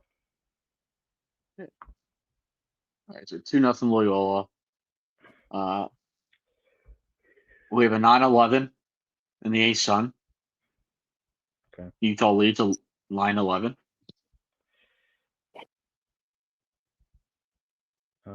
And ACC will start around 8, and it's still halftime. I think they'll get out of halftime shortly. And I think when they come back from this break, it'll be. They're going to come. Yeah, exactly. So, Loyola up 3-0 now. There you go. Feels like it's going to be over quick. It's going to be late early.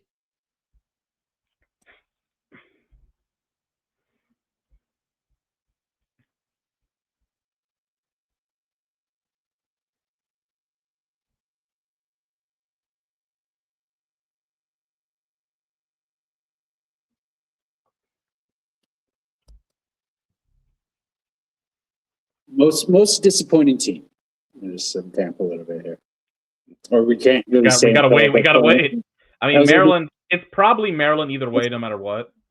Like, I think unless they, I guess if they make the Final Four, maybe it's that kind of. I mean, this sounds insane. I know, like, anything short of Maryland winning the championship, and I don't know that it changes anything how I feel. Like, they could get to Memorial Day and lose, and I think everything I said last night, I would still believe. Stand by it. Like, I've seen it happen. I don't know if you saw it. I got accused. We covered every corner. We've been accused of being a hater of every team.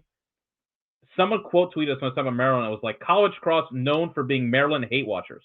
I was just gonna say, I didn't quote tweet. I kind of wanted to, but I was like, finally, we've covered every base now. We've officially become haters of every team. You either die a hero or you live long enough to be turned into a villain. No. And then when I did that thread, I knew that it was gonna like pop off. But then a lot of the dialogue was good, and then someone came in and basically was like, John Tillman is a terrorist, and I was like, well, that's not what I was saying. A little hard. I like where your head's at. I was like, it's not. It's like in Beef where someone, Jonah was like running for president, and they're like, get rid of Selena or kill Selena. He's like, no, we can't. But yeah, maybe. It was like I quote to you with that. What is it? The one's like, that's a whole new sentence. Like, it was like, no, I said that he didn't do a good job this year. I didn't say that he's actually a fraud. Like, that's completely different. But no, Maryland right now is. Well, the problem is Maryland and Duke, for different reasons, could be up there, but they're both going to get in. All right. If Maryland doesn't make it to the Final Four, they're the most disappointing team. I think it's fair. I think number 2 is Denver. I didn't think it was Final Four, but I was like, definitely not this. That's a different one. That's more like which team feels like the most existential. That might be a new category. Most existential dread heading into the offseason. Yeah. I mean, Denver's in a tough spot. I think Maryland right now is in the box. is in the clubhouse with the lead. Harvard, though, I feel like Harvard has to be. I mean, because it feels like after 22, they make it in 22, but it was like, okay, that was a little early. Like, they missed the tournament the next year, and then they missed the tournament in 24. Last year really felt like a potential like to take a step up. You know, make the tournament, could have won a game, and this year it was like, all right, now they can take the next step. Gunnar Pat says Harvard has to be up there for existential dread. Yeah, I mean, because it's kind of like Jerry Burns been there for like 7 years now, and it does kind of feel like when are they going to take the next step? Or I guess a better question, is it possible for them to take the next step with like these face-off problems and everything else? Like, can they really even do that without really changing kind of the face-off situation and all that? So, and then they've won this. I think they've won this award like multiple times. So I won't go, but we'll call Ohio State like third. Ohio State's a nominee, but maybe not the winner. But with how good that defense was. Okay, Safe. I'll throw a crazy one at you. If UNC doesn't make the Final Four, could they be in there? I would think I think so. I would like. I think everyone's like definition of disappointing would be different, but like I definitely think UNC would be disappointing if they didn't make the Final Four. When they detonated Harvard and then turned around and beat Cuse, that was like peak UNC. And I was like, yeah, maybe it really is. And then they made the announcement. Ever since you mentioned that, I was like, if that announcement winds up being like the just pivot point of the season, it's going to be insane. It's almost like, I mean, like, I know you feel pretty much UVA's going to re-sign Lars, but I was like, I think they were kind of like, oh, let's just see it play out, and I don't think the coach needed any extra motivation, but yeah, it was like almost a demarcation line. Like from before that, they're just absolutely like flying 9-1. Definitely, seemed like an offense that really was clicking. The Wombat just looked like a kind of like the ultimate weapon. And it's just really, and then I'm looking at those two games. I mean, like pretty much were even in possessions in the Notre Dame game, but they were plus 14 in the Virginia game. I mean, they won, but it was by one. They were still plus 10 against Duke. Duke got just jumped them as soon as the game started. So it's kind of a lot of it was like second half and like not meaningless, but the game was kind of out of hand. But like just not feeling it. And Harvard's the same way. Like Harvard really started remind me of like that Rutgers season when they reached number 1 and then just like didn't make the tournament. They didn't get to that heights, but people were really had Harvard in top 3, 4 for good part of the year, and they merited coming out undefeated and just absolutely just been a disaster the last 5-6 weeks, and now it's like pretty much looking at the back end of the bubble. So. That's definitely disappointing in terms of like where they could have been, like because their ceiling did look good. I was like, I remember the Penn game. I was like, oh, that offense was so efficient when they had to be. When they were like minus 14 in that game in possessions, and they were just like literally like scoring like 80% or something. Like it was crazy offensive efficiency, but like. It's just like that. Also, you mentioned it, I think, in one of the pods. Like that doesn't feel sustainable. I was like, well, yeah, that's a good point. No, I think you were right though. Like that, the Harvard game, David Letters point out, Air Force has tied it up at Utah 11-11. We got 5.5 minutes to go in that game. I've full screen that game over that. Princeton tied Yale up, by the way, as well, 6-6. But I'm gonna full screen the ASUN game right now. We have a Brenneman in Loyola. It is 4-0 ball game. There you go. Yeah. The Penn game was where I that first half of the Penn game was like where I bought in. I was like, okay, this looks for real, because like they came out, punched Penn in the mouth right off the jump. Penn was playing good defense. Remember they kind of held UNC and Cuse in check in that double dip weekend. And then Harvard got on them. Their defense was playing really, really well in that first half, and they won the game. But like it definitely. you started to see, and also at that point of the year, the face-off play was okay. Like, remember the Q-Scan, they won like 50-50. And so the face-off play looked like, it looked like it was improved. It was like 50% with that offense. They were like first or second in the country in offensive efficiency at that point. Their offense just looked unstoppable. And then the face-off play started nosediving. Adam mentioned it, like, face-off play and defense is definitely like, you can't untie them. Like, they definitely, it's not always just the face-off play or just the defense. But, wow. Falcons. Go! Air Force is 6-7. There you go. And I'm such a kid. This would be a tough one for the Utes. Yeah, I mean that would be great for Jacksonville. Yeah, I mean either way for Jacksonville. Either way for Jacksonville at home. At home, either way for Jacksonville, I feel like they got to win. They got to win that conference. But no, Harvard. Yeah, it all just kind of fell apart, and it is. And also, I think if Yale gets in, it was like there felt like a real opening for Harvard to supplant Yale and get in, like, take that third spot in the Ivy. Princeton and Cornell are obviously like doing their thing, but it felt like Harvard had a chance to really like join them, or at least like grab that third spot. And if Yale just winds up getting back in the tournament and you miss, like, it's like, wow, all that for nothing, kind of. Yeah. I really think that, and like the rest of the Ivy the Ivy's in flux outside of Princeton and Cornell. Penn's got a new coach. Yale with a whole new team this year. Dartmouth, tough spot. Brown's got a second-year coach. Like, this was really the period for Harvard to kind of jump out and take it. And 13-11 Air Force now. I think they're gonna, unless Utah comes back, they're gonna maybe lose. That'll be big. Robinson down with like a non-contact injury. Looks like. Say that again, Save. Robinson for Yale just went down. Yeah, Cashion. Yes, David tried on the money. So does the ASUN just like do a rotation for the conference? I have no idea. Because Jacksonville's hosting, but Jacksonville lost to Utah. I felt like Jacksonville. It's definitely rotation because I think Jacksonville was selected to host this year. Okay, that's. I'll be honest. Like, listen, I like the ASUN, but that's just like, come on. Doing the rotation thing makes sense if you're in a league where like you have people who are definitely going to show up in nice stadiums. Like the Big Ten, I get it. Mark mentioned JU also hosted last. Are they the permanent host? Like what? They probably. I mean, it's better than going to Kentucky.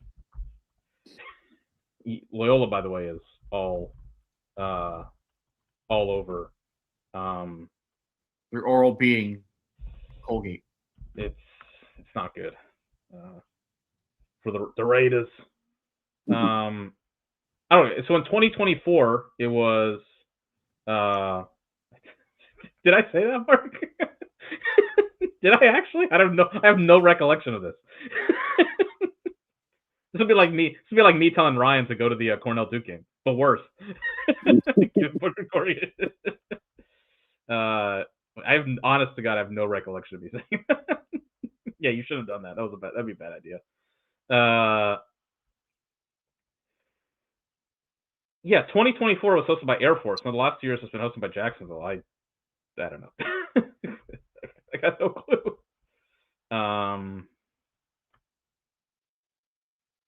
I think Maryland's in the box seat for disappointing team, but Harvard's in a. That's a bitter pill. It does feel. How do you? Maybe you guys feel about this. It does feel like we're approaching a period of like. I think the next 5 years there could be significant change across the country. Yeah. Because you've got. I mean, we have like we talk about this a bunch. So many of these jobs have just not opened for the past 10 years, and it's been a relatively stable period as far as like coaching turnover, and the kind of big name coaches have been the big name coaches for a period now. And I just kind of feel like Rutgers, Brian Brecht, last year of the contract, it seems like. Who knows there? Nick Myers, 1 year left on the contract. Brushy got the deal, but they keep kind of kicking the can down the road. Like, they never give him the real long-term extension. Lars, of course, I think that Lars definitely is going to get an extension at this point. But You got Korg. I mean, Danowski's in his 70s. Corrigan is approaching 70. I think you could see upwards of 4, 5, 6 of these jobs open up just in the next 4 or 5. In the next couple of years, more of these jobs could open up than have in the past decade. Yeah. And another thing, Mark was, I think he texted me something like this last night. If you went back 10 years to 2016, and I asked you who are the top 5 coaches, what would your list have been? What was the year again? Let's say you go back 10 years to 2016. Tillman. Tills.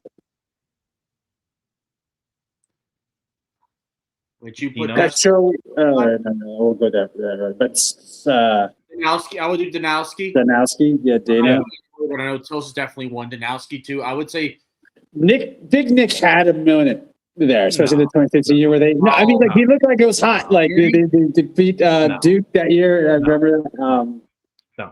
No. Bill Tierney. Yes. Yeah. So Charlie Toomey. Toomey, yeah, 3 off the championship. In that top 10, probably, but and then maybe Petro is still Desko. Maybe Desko. Desko, yeah. Desko was still ripping off 13-2. 14. Yeah, at that point, yeah. I think Desko's there. I don't know. And then even after that, yeah. So Toomey, even after that, you had other options would be Lars. That was his 2016 was his first Final Four year. Yeah. Andy Shea was coming up. Big DP was still making quarterfinals pretty much year in year out. How many of those coaches would you still put in the top 5 today? We got to throw Bresci in there, right? As well. I mean, there's a point. Bresci, top 10. He'd be top 10. Yeah, top 10-ish. Yeah, Toomey's top 10. If you did the top 5 today, is Tills the only one still? Did we say Corrigan? Corrigan. Corrigan. I think so Corrigan is the one mainstay. Tills is another one. Yep. But if we limited it to 5, I think the 5 would be in 2016 would have been Tills, Dino, Tierney, Toomey, Desko. I think that probably would have been. And it's here's top 5 right now: Tillman, Chamati, Busick, Madeline, Corrigan. I agree with yeah. It's Corrigan's probably going to be gone in 5 years. Yep. I mean, and Tills, I'm not saying he won't be in the top 5 in 5 years. I think he probably will be, but this is his worst season. Which is fucking not. I mean, if you're Wagner, you would pay to have that worst season. Of course, no, yeah. But I think it does suggest that even in 5 years, Tillman will be in his 60s. It's crazy to kind of think about, but it's I realized this kind of blew my mind. This is Tillman's basically where Desko was in 2016 is basically the length of Tillman's tenure at Maryland. Next year will be his 17th year at Maryland. It feels insane, but that's just so. I think if you told it, it's all of kind of the coaches that when we started watching lacrosse that were the names are kind of aside from Tillman and Corrigan are the mainstays, but they're kind of phasing out a bit, and these new names are coming up: Chamati, Busick, Madeline, and we'll see if he'll. There's a lot of crop of assistants out there waiting, just itching for their turn. Jesse Bernhardt, Irna, Money Mitch, Ryan Weller, your buddy Ryan Wellner, Chris. Yep. We have a 6'9". We have a nice 6'9". Princeton is now made it 6'9". Princeton's up 9-6. Oh my gosh! There they come. There comes the Tigers.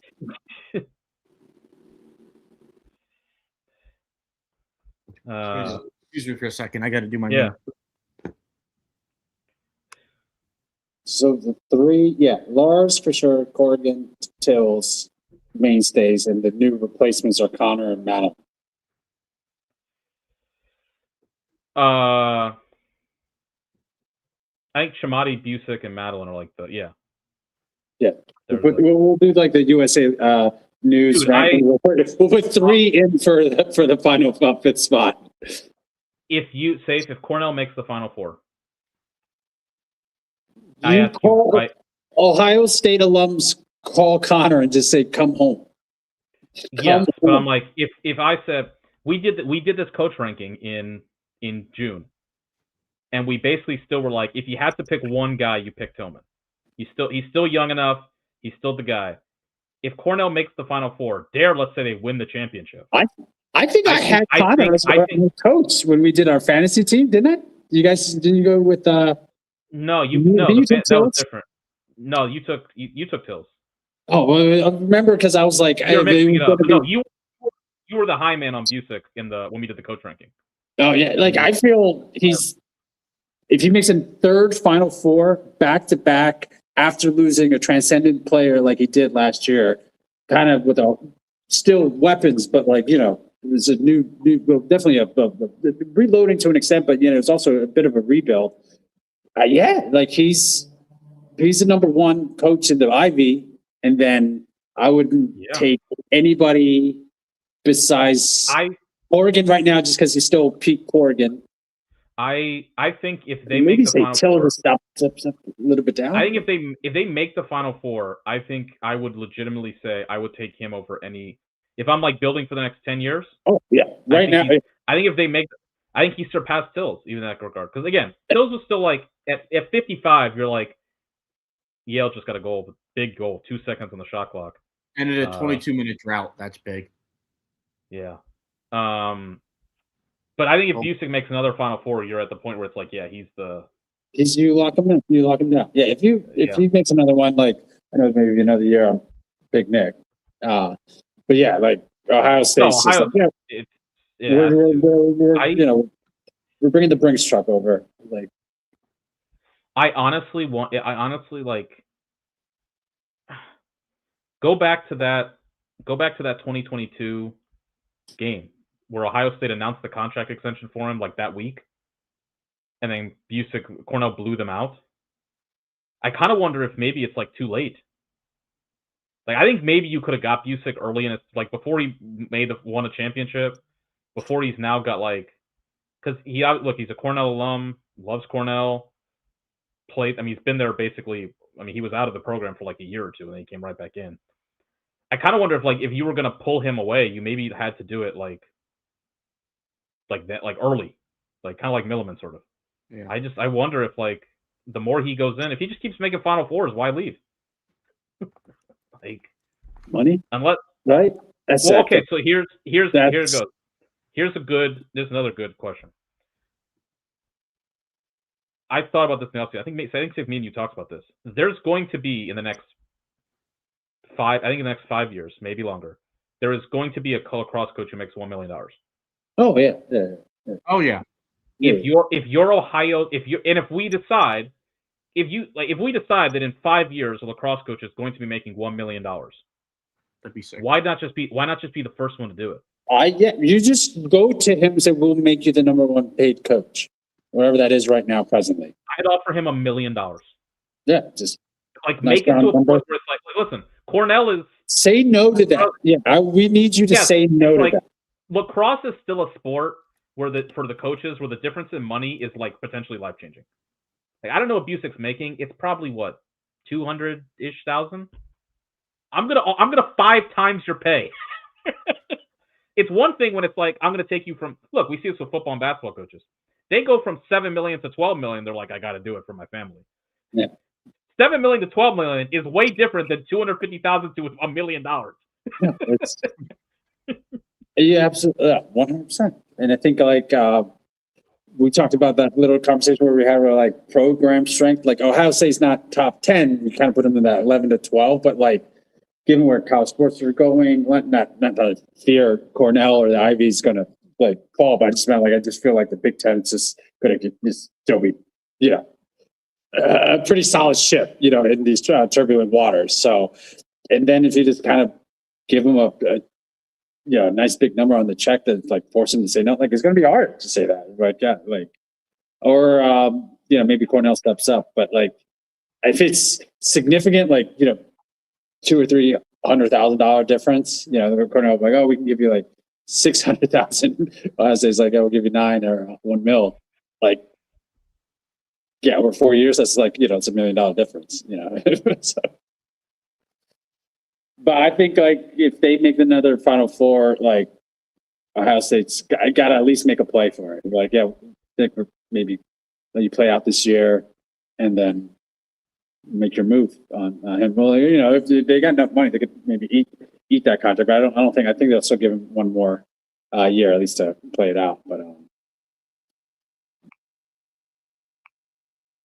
I think if Rutgers moves on for Brecht, I know I'm always harping on Money Mitch at Princeton, but to me it seems like I would just make a move right there. Like, he knows Jersey, knows how to recruit. You made a great point about Brecht may have not burnt bridges, but that has had the greatest relationship with in-state high school players because of the overemphasis on transfers. So have a fresh new coach to come, especially Princeton does a little bit of noise in the tournament this year. I think if there's some openings, Money Mitch has got to be one of the top three on your speed dial. I think, to me, and Chris, I think you'll probably agree with this. I think if you're Rutgers and it happens, it's. I mean, I guess you could maybe say, I don't know who the sitting head coach is. Taylor Ray felt like the guy that was the main mid-major. Otherwise, Chamati's not taking that job. Scott Marr's been at Albany too long at this point. Do you try for Sean Nadalin? Yeah, Nadalin was I don't think he'd take it, honestly. No. But I feel like maybe you got to try.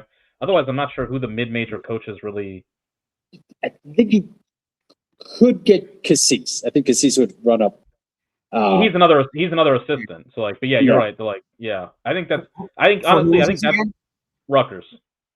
It's funny enough because I was like, oh, Rutgers head coach Kevin Cassis. But when in my head when right, yeah, I think it makes. I think that makes. I think Cassis is back in the mix for these jobs for sure. Yeah, with the season that he's had, would be a perfect spot for him to land, and maybe not the right position, but at least for Cassis, it's somehow a blessing in disguise. I somehow get Rutgers.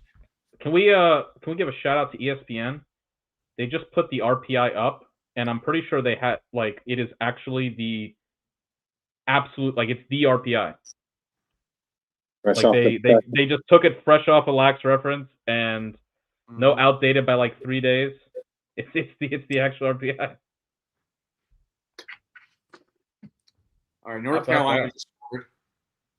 Utah, by the way, lost. So Air Force Jacksonville is the ASUN final. Utah. Cole is now up 3. Colgate's starting to mount a little comeback. It is still early. All right, yeah. We've been having a lot of this fourth quarter right here. I mean, this is with Yale and Princeton. Princeton's on a 7-1 run.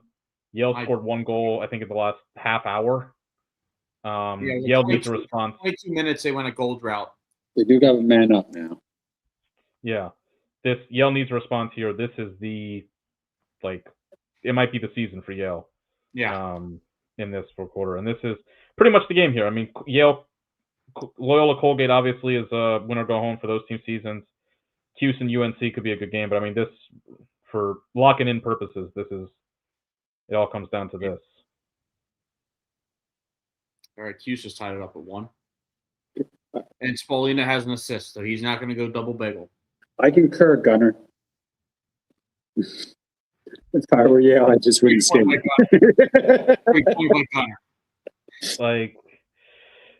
I mean, yeah, don't. But we're just built different, Gunner. Yeah, that's what we would do. We're just built different. As safe as you said to me, as Till said, it's in God's hands. After I saw that. I remember. Yeah, it's actually 6 in the morning. I was like, my voice used to watch. I woke up and I saw that, and I was just like, what has happened to my program? Preseason number 1 too. Yeah, it's in God's hands at this point. What has happened? Oh my God. I think from Princeton, that Princeton conversation we had an hour ago, we've seen all of it in this game. Yeah.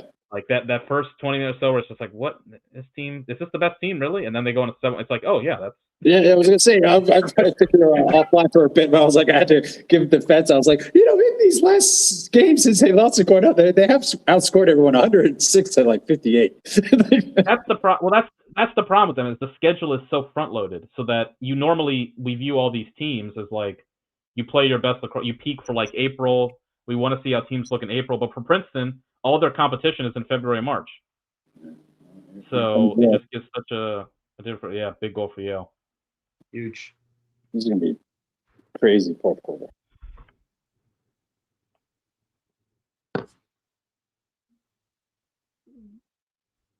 They are not out of it.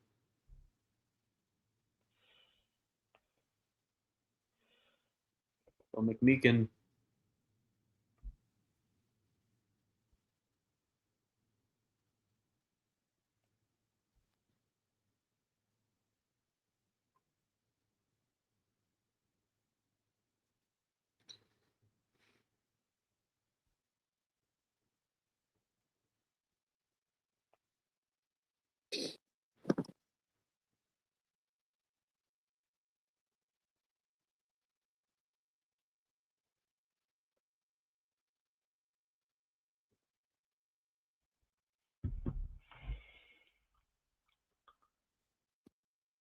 Ooh, nice stick and lane by Yale. I do like. I know you didn't like the Princeton helmets. But I do like this combo though. Orange, white, orange. I'm fine with the Princeton bowl there. I like the orange black. I just wish they did something more than just tigers. Yeah, They should like Hopkins adopted the vintage. Like they got a lot of vintage tiger things. Like they need to incorporate that. I think for me, my favorite Princeton looks are this and the what's the one? The black, orange, black, the Halloween kind of look. That one's spectacular. I like the all black for Princeton.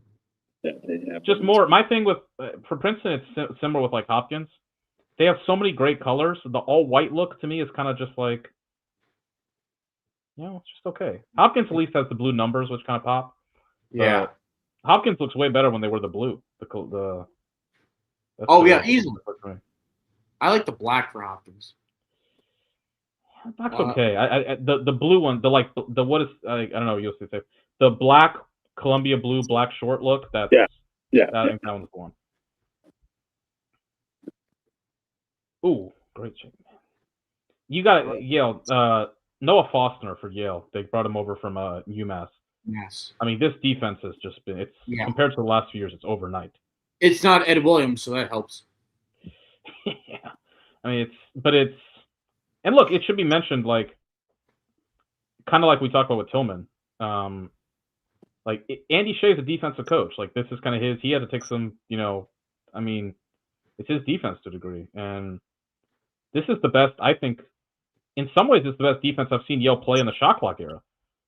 Yeah. Because even in 2019, their defense was, but just the physicality that they play with, intensity, was lacking so much. And it's a lot. It's a lot different. Man, Princeton's patience and poise on offense is different to everybody else. They are never rushed. They take they take so many shot fakes. They'll always wait to find the one more pass. Like they're always in control. And a big test in Mitchell too is like the spacing. It never seems like Princeton is. They always have guys open. Everybody's always perfect shooting stance, spaced out. Passing lanes are open. It's a really beautifully designed offense. They share the ball.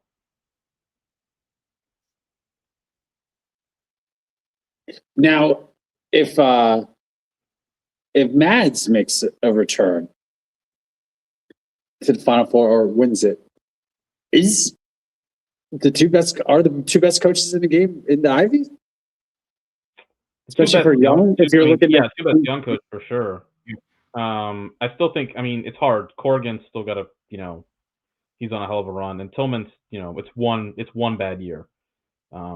I think with some is just it's when coaches lose the fastball, that usually is it. And I'm not saying he's lost his, but it is you're 16 or so, getting a little up there, like No, you get like that rebound. Like Petro had one, Sargent to an extent, but yeah, like it's almost like a bear bump, where they say the finance, a bear rally. Sometimes if that. Yeah, kind of dead cat bounce. I guess my thing is like where my view is that where I'm at is like I think they're going to bounce back. My thing is like, is it the Petro bounce back? Where it's like, yeah, this is better, but it's the kind of like non-threatening bounce back. It's like Hopkins was better after they missed the tournament, but it was never like the same. It was, or is it like an actual genuine bounce back? Like they, like Desco kind of had it. Desco, what was it, 2007? They won like Desco, Tierney. Yeah. Bounce back. Tierney is like the one guy I think you could argue maybe actually lost the fastball and got it. But then to Tierney, he had to change jobs. Like, was he actually going to get back at Princeton? I don't know. Yale failed to clear there. Can't have that. And Princeton capitalized. Yeah, that's that might be game. Yeah, that's a back. That is, I would say, at least a dagger in the stomach. They haven't turned it yet, but that might be coming soon. Yeah. Oh man, look at backhand shovel shot. Wow. That's. I think Princeton's got it, boys. As Loyola gets maybe another goal here. Yeah, they're just threatening everywhere. Yeah, that's everybody on Princeton is. It's one of the like everybody is a threat to. It's what we kind of a little bit what we talked about Notre Dame a couple years ago. Everybody can pass, everybody can shoot, and everybody is a threat. You have to respect them as a Dodger. There's pressure points all over the field. Meekin wins. McMeekin too is like his ascendance the past like year or so has been that was the weakness for them. We kind of talked about early in. Top faceoff guy this year, you would say, or Wambach. Yeah. Oh, McMeekin maybe too. Wambach, then probably maybe Henry Dodge. Maryland, I mean, he's had a strong year. Cascadden for Cornell is he's spectacular. Penn State's got a good duo too, Gil and Colby Baldwin. It's really about it's honestly more and more the face-offs about the duo. Can you, unless you got like Wambach's stuff athletic. It is definitely about the duo, especially now that like the face-off rules have changed again, where it's like the PLL ones where it's you violate and you can't take the next one. Don't violate or you get violated.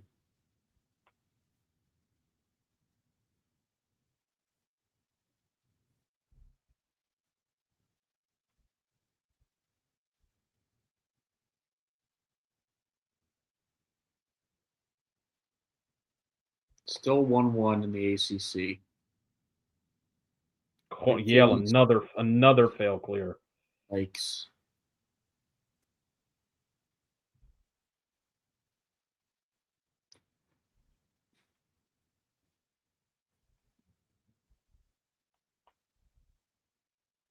Timeout Loyola. 14 turnovers. Bulldogs.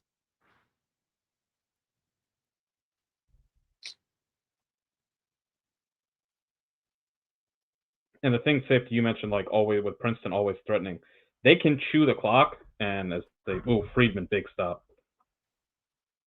Princeton can chew clock and still threaten you with how they pass the ball and with how they're always moving off the ball. Like you still have to be on your toes, even if they're,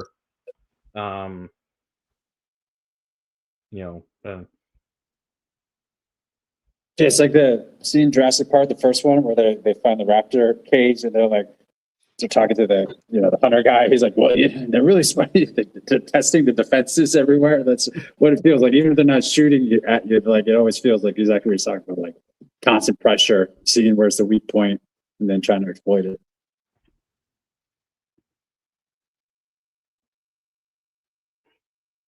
All right, man, so I don't know the. Go ahead, Chris. As Mark says, so unless this changes in a hurry, I don't think it will. We have one bubble spot for 3 teams who all seem like they suck. What do? Let's go St. Joe's. That's the best solution. Let's go St. Joe's. I think it's Duke and Maryland. Yale just blew. Oh my God! Yale's 3 failed clears. Oh my. Listen, we've seen a lot of. The bubble is the bubble for a reason. Mm-hmm. That is, always how it goes. I'm not sure we've ever seen a week where like every team on the almost nobody did what they had to. I guess Penn State is like the only. Harvard lost. Yale lost. Maryland lost. It was like that year where everyone got mad at Hopkins for getting in for like 500. And I was like, but it was like, well, then no one took it, especially Georgetown. Everyone was like, they didn't do what they needed to do. We're going one team for 3. Fuck that up. Wait, and I think it's got to be Maryland's going to have the better. Maryland's going to have the better. If it's Maryland, Yale, Harvard, and Harvard, Yale just lost tonight, then I think it's Maryland because the Duke's already in. Duke is in. 5 ACC bid conference is complete. We take over the lacrosse world. We got 5 ACCs. Princeton, Cornell, loser, depending. Princeton holds on here. Oh my God! Oh, behind the back, underhand. Jeez. Penn Princeton, State. Shout out Ryan. He nailed this. Princeton honestly could be up like 15-8 in this game. They've had it cooking on offense for like the past 2 quarters and a half. Yale had the big run. My God. All right. Q's save. Rebound. End of the first. Freeman is this guy's standing on his head for.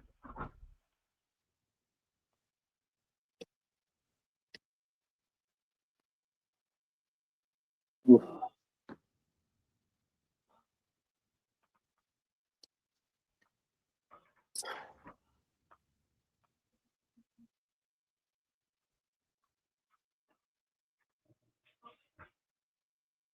Yale only has 9 shots on goal in the second half. Is that good? No, it's not. This feels like the first possession of the fourth quarter. Like real one, They scored, and they scored. Other than that, I think they've only had 1 other possession. They failed like 3 clears.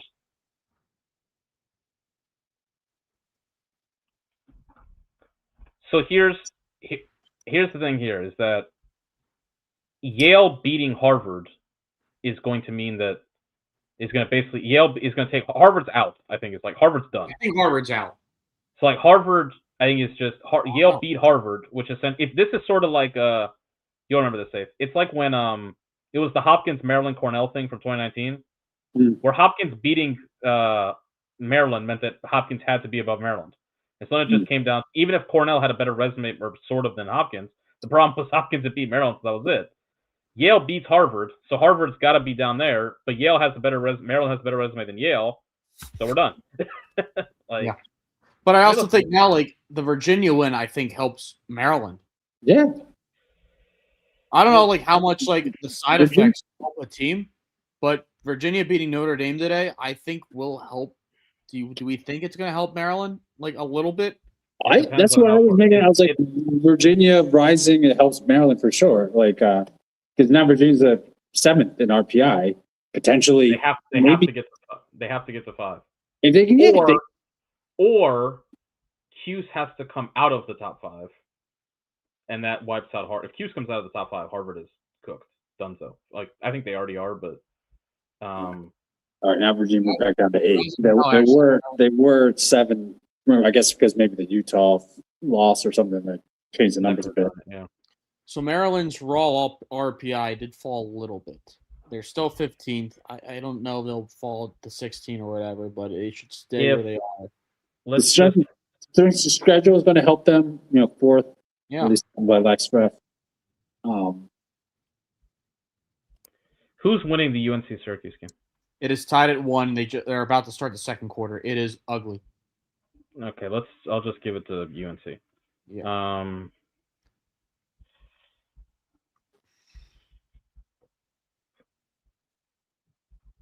It's going to be after today. It's probably going to be Yale 12, Harvard 14, Maryland 15 in in RPI, but like Loyola could win the Patriot League. Maryland's got some kind of like out there. Yale just scored to get it to 11-9 with 4 minutes left.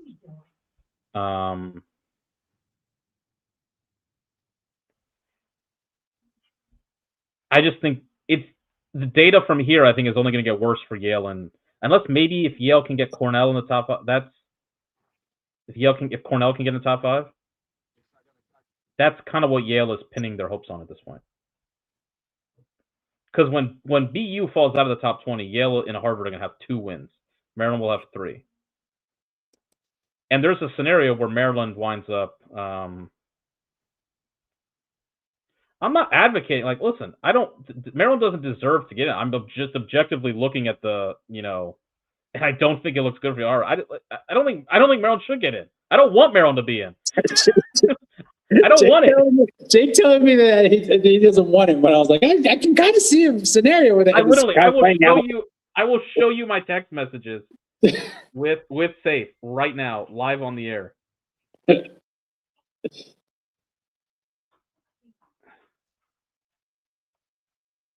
This is Safe being like doing an Uno reverse on Harvard 4 years later is going to be very on brand for me. And then I said, I don't want it. I'm Jon Snow. I don't want it. Save me from myself. We don't deserve it. Yeah. What did Notre Dame do? Right? Didn't take the bowl.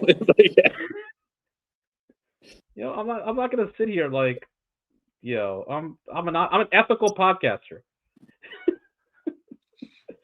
I don't want it. What was the what was the quote?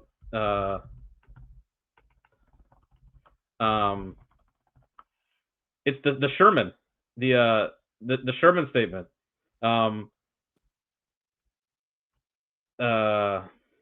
If nominated, I will not. If nominated, I will not serve.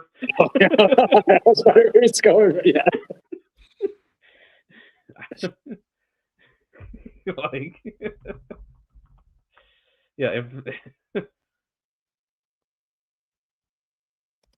If nominated, I shall not run. If elected, I shall not serve. I'm asking you to. It's the Taylor Swift with Kanye. I want to be excused from this narrative. Like, I want out.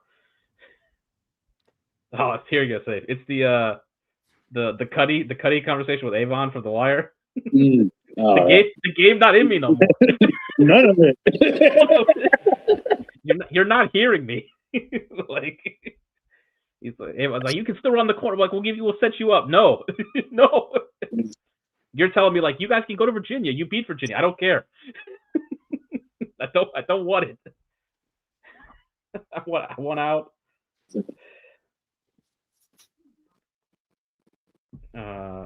Yale just took a penalty. This is fourth quarter from Yale.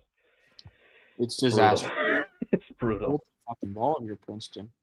Oh, can't now because whistle blew.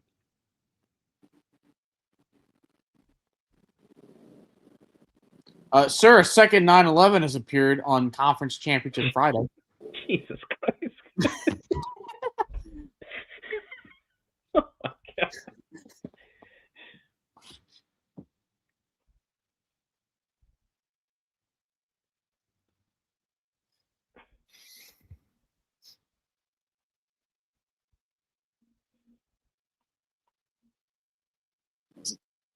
Go through a question in there. Let's see it. Something about like you don't want to see or something. I thought I saw something about like Gil may have had it. Like, let's just say Maryland does get in. Which team seeded 5-8 do they most want to see? Richmond. Richmond? I don't know. Not to diss the Spiders, but just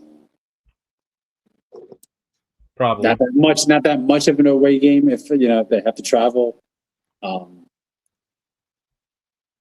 I don't think the committee would have Maryland Hopkins, rematch in the first round. They could do Penn State, no conference game. It's Virginia. Adam had it. It's Virginia or they're going to go to Virginia. Richmond. Yeah, they're going to go Virginia Richmond. Which would be kind of great because, I think Richmond probably have a decent shot, but you know how Maryland gets up for Virginia. That'd be that would be crazy if they beat the Cavs in Charlottesville. It's a little bit too far down the road. Oh, off the pipe for Princeton. Man, Yale. Yale. Yeesh. Oh, yard sale. That's gonna be another failed clear for Yale. Safe. Duke did the war games. The only way to win is not to play. Yeah, no, it really is. Yeah.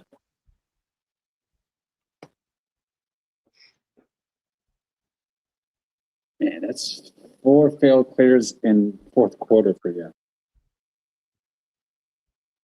All right, there's your ball game in Princeton. Oh man.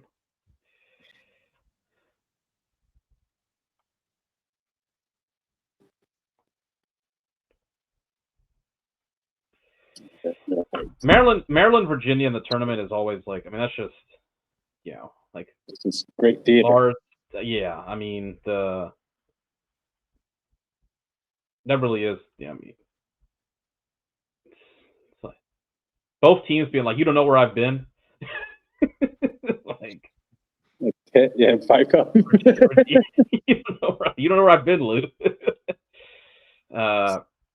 Could Lars just put Tilda's misery? Virginia, Lars. I mean, honestly, the prophecy coming full circle.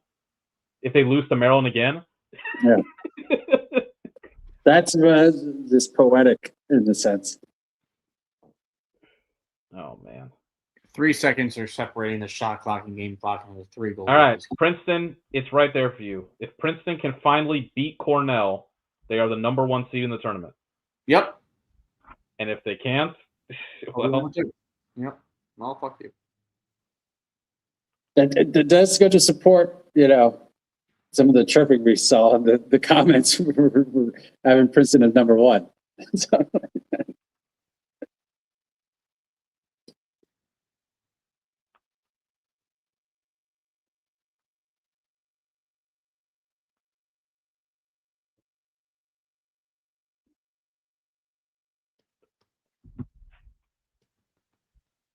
So, they got it. I will. So if Maryland somehow does make the Final Four, I will go to Charlottesville. If I will go to Charlottesville if Virginia wins the championship, like I'll start building the statue like the day after. I don't know if I'm gonna go before, like, but maybe I'll be there for the Monday. You know, like to carry Lars off the field. Go Monday. Get a press box seat. Yeah, Here's what I'll do. Here's what I'll do. Dave, I'll be the guy shaking Hank Aaron's hand after he hit. Slapping him on the back. Do the bro hug like Tillman in 2021. Just come onto the field while Lars is talking to like Quint or like Clark. You just come in and give him a hug.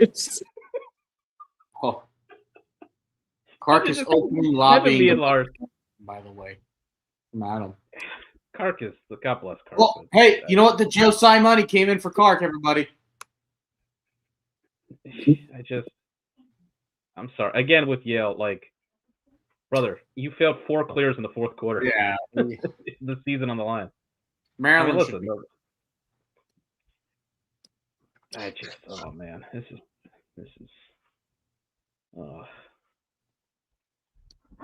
Oh man. Oh man. There's no way Yale can do something here, right? Wow. No, it's over. It's Joe.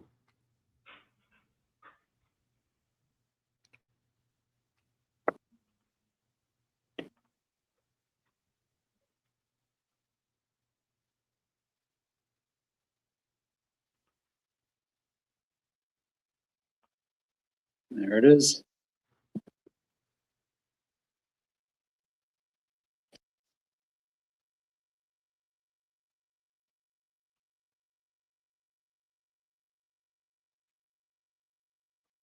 Really good showing by Princeton D. I mean, home Yale to 4 points, post first quarter.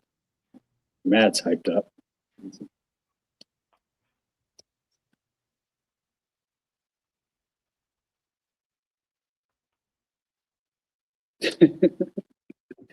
Who's Matheson? The other guy. Didn't Princeton and Yale have something last year? They, I think it was a little something. Adam said it. We're in need of a good coach. Good coach fight. We are. Very much. Yale outgone forever. We're gonna find out. I can't. God, if Maryland does this, this is freaking insane, dude.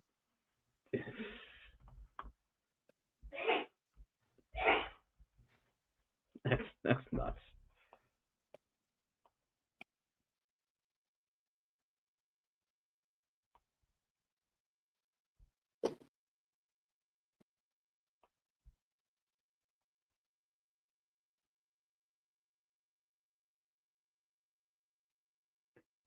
There are undergrads in Maryland who don't know a world where Maryland doesn't make the NCAA tournament. This is what's on the line. This is unbelievable. I can't believe we're here. Basically, if you think about it from the perspective that one of Maryland and Penn State had to win because they literally were playing each other, nobody did anything. Like, you gotta take it. What do you say? Act upon the world is the yeah. Logan would say.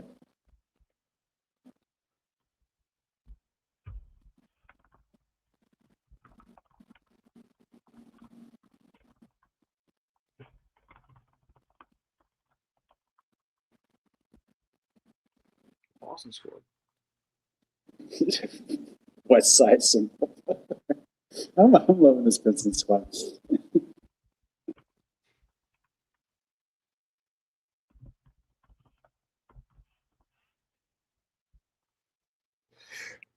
This is gonna make me like just maybe we need the Powerwise MPI, whatever. I just bring on the machines. I think every take I've had is just immolated for the past. I was like, Duke's done, no way. Maryland's done, no way. It's just all just immolated. We literally pronounced Duke dead on the air like 2 weeks ago. Truman, he puts your tweet up. I hope he does. Yeah. I literally pronounced it. I said, in lieu of flowers, please send boating equipment to Dino's. Listen, they were there. There was no pulse there. I mean, after that, before the North Carolina game, they were all like that. It's essentially all these other teams not doing anything. It is kind of amazing. Like, I was thinking, like, this would be really impressive, almost more so than the year Virginia went winless in the ACC and still made the tournament. Like,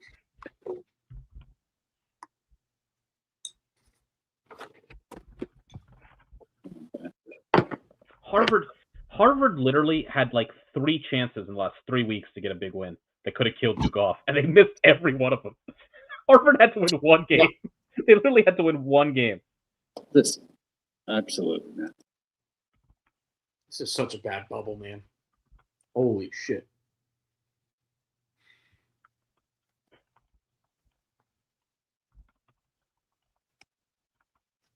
It really was never the same. That it kind of got, exposed with North Carolina. Just all that, like any of those games, literally, just the Yale alone, get that the head-to-head, and at least in a better position you are right now, with another top 20 win, maybe enough to like differentiate you from Duke.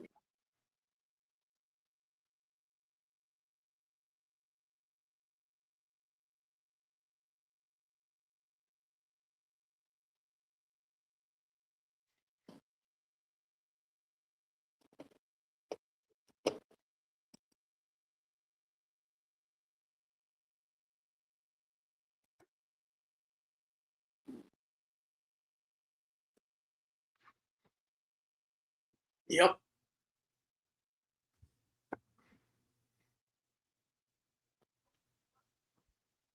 I mean, listen, David, this is where I do the social network bit. It's like, if you were an NCAA tournament team, you'd be in the NCAA tournament.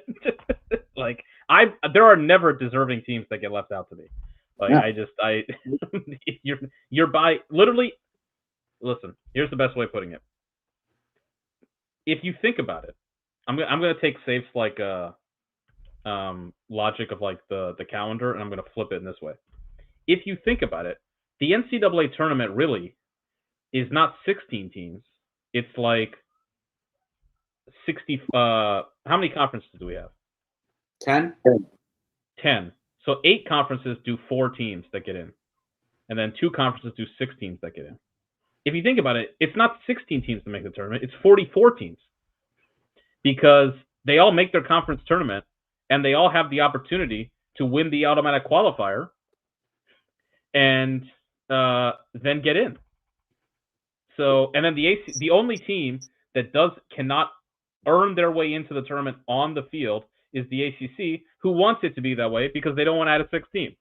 Absolutely. Oh. Yeah. So people always talk about expanding the bracket. It's like it's already almost like 1/3 of the, or was it really high percent, 27% or something like that? Like any other.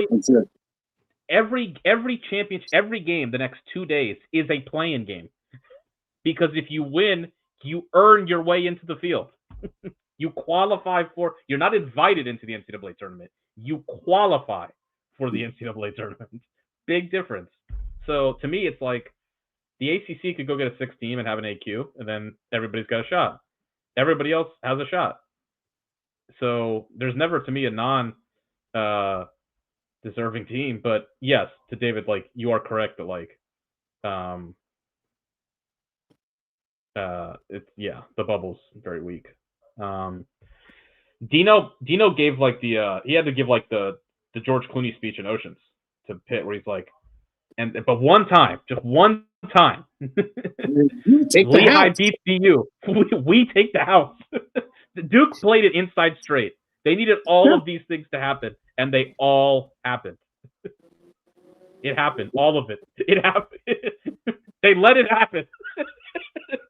They knew. They let it happen. No, it really is. These teams knew what they needed to do, and they let it happen. By the way, 2-2. Cuse versus North Carolina. 5 minutes left in the second quarter. Yep.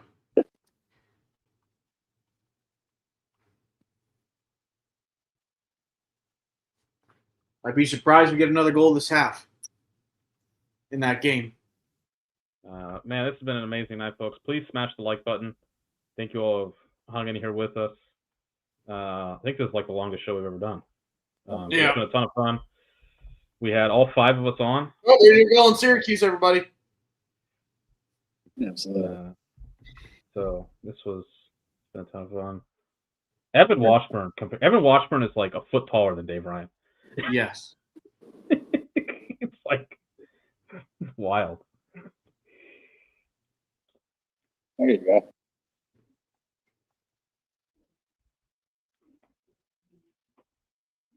Let me pull up the ACC game. 2-2, yeah, wow. Well, Syracuse just scored to make it 3-2. Goodness, yeah. I did. Yes. Barn burner. I feel like Cuse needs to settle on like an actual jersey combo. Like, can we bring back like all orange? What, like all orange? That's like the best one. It's always like white, orange, white, blue, orange, blue. It just, I don't know. Bring back those. What are those jerseys? The Powell era jerseys. That's the best. Well, I was hoping you wouldn't say the Volt because fuck Volt. Somebody, they were joking, but they were like, "What if Syracuse brings?" I think Mark might mention it, but no, it was somebody on Twitter too. It was like, "What if Syracuse brought back the Volt?" And it's like the Volt jerseys were so bad they literally killed the program for like 15 years. Yeah, they lost the Maryland to that quarterfinal game, and it just like destroyed the vibes for. Yeah, like what reason? Why do we need a random ass Volt color in the color scheme? Like why? Makes no sense.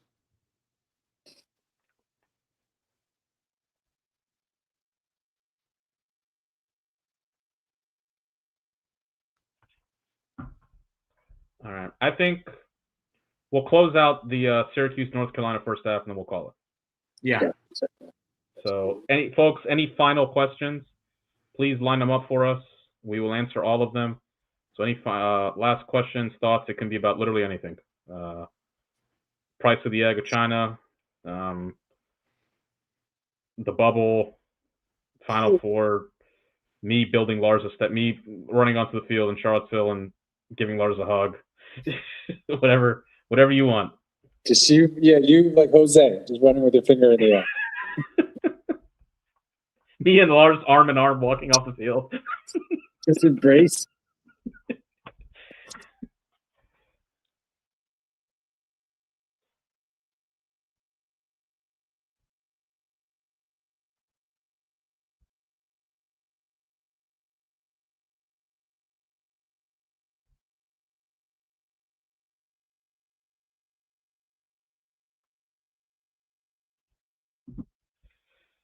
All right. David Leathers asks, anything specific you guys are most looking forward to in the upcoming tournament, matchups, storylines, etc.? I'd be curious about how Richmond goes, like how far Richmond can go. I'd love to see them. Like I'm not like, I don't want to talk the matchups right now because a lot could change, and like my mind, like funny because like I've been working playoffs for TNT for hockey, and like all of our guys are asking like every night, it's like, oh, so like where do you think we're gonna go for a conference final? And it's like, well, like if this happens, then we're gonna get this or this, and then like how many games do we have? And what it's like, motherfucker, just shut up. Just shut the fuck up. Respectfully. Like, let us watch the games. Let us take it one day. That's what I this week I just decided like, I'm not gonna track the RPI. Like it'll update. Like I'm just gonna wait till the game's finished and then I'm gonna let it come to me. But I think at this point, like it's safe to say Richmond's in. They're for sure in. Yeah, no question. So in that case, I feel fine about Richmond being in. I like Syracuse and another goal, by the way, 4-2. Woo. I would love to see how far Richmond goes. I think they can be a Final Four team. I don't know if they can make a national championship game, but I think it'd be great for the sport if a program like Richmond does make championship weekend. Now, obviously, that's gonna. Who knows? I think the bigger question would be, if they do, what happens to the coaching staff? Whether it's Chamati or Hogan or Paul. I love Paul Richards. Like if I'm a D1 team that needs a coach, I would go with Paul Richards as like my first call. I think but the thing with this is that if you're him, you honestly Chamati can go soon and Richards be the next guy up. Yeah, I think that's probably what I think they're both kind of waiting on that. Ooh, good save by Marcus. I do not like Charlottesville. No, I do not like the University of Virginia. I like Lars. Let me branch this out here. I love Lars Tiffany, and I've done the biggest 180 you could ever do on this. I used to make Malcolm Gladwell jokes about Lars like every podcast. We call him the usurper. Yes, I called Lars the usurper, but now he's like my best friend. He went from Bond villain to like arguably maybe top 3 favorite coaches in the game right now. But no, Charlottesville, no. Do I like you and Mark? Of course, I love all our listeners. But am I going to Charlottesville? We'll see. Again, 2 scenarios: Maryland makes the Final Four, or I show up on Monday to run on the field. So Lars wins the championship. So Mark says if Duke doesn't offer Chamati, he leaves the next time he gets a major offer. Cuse, by the way, is up 5-2 now. Dude, this UNC thing, man. This is gonna get wow, man. Lots of lacrosse left, everybody. For sure. Look at my this again. Imagine UNC falling to like the 5 or 6 seed and having to play like Georgetown. I know Georgetown's like not a flashy outfit this year, but it's a white knuckle,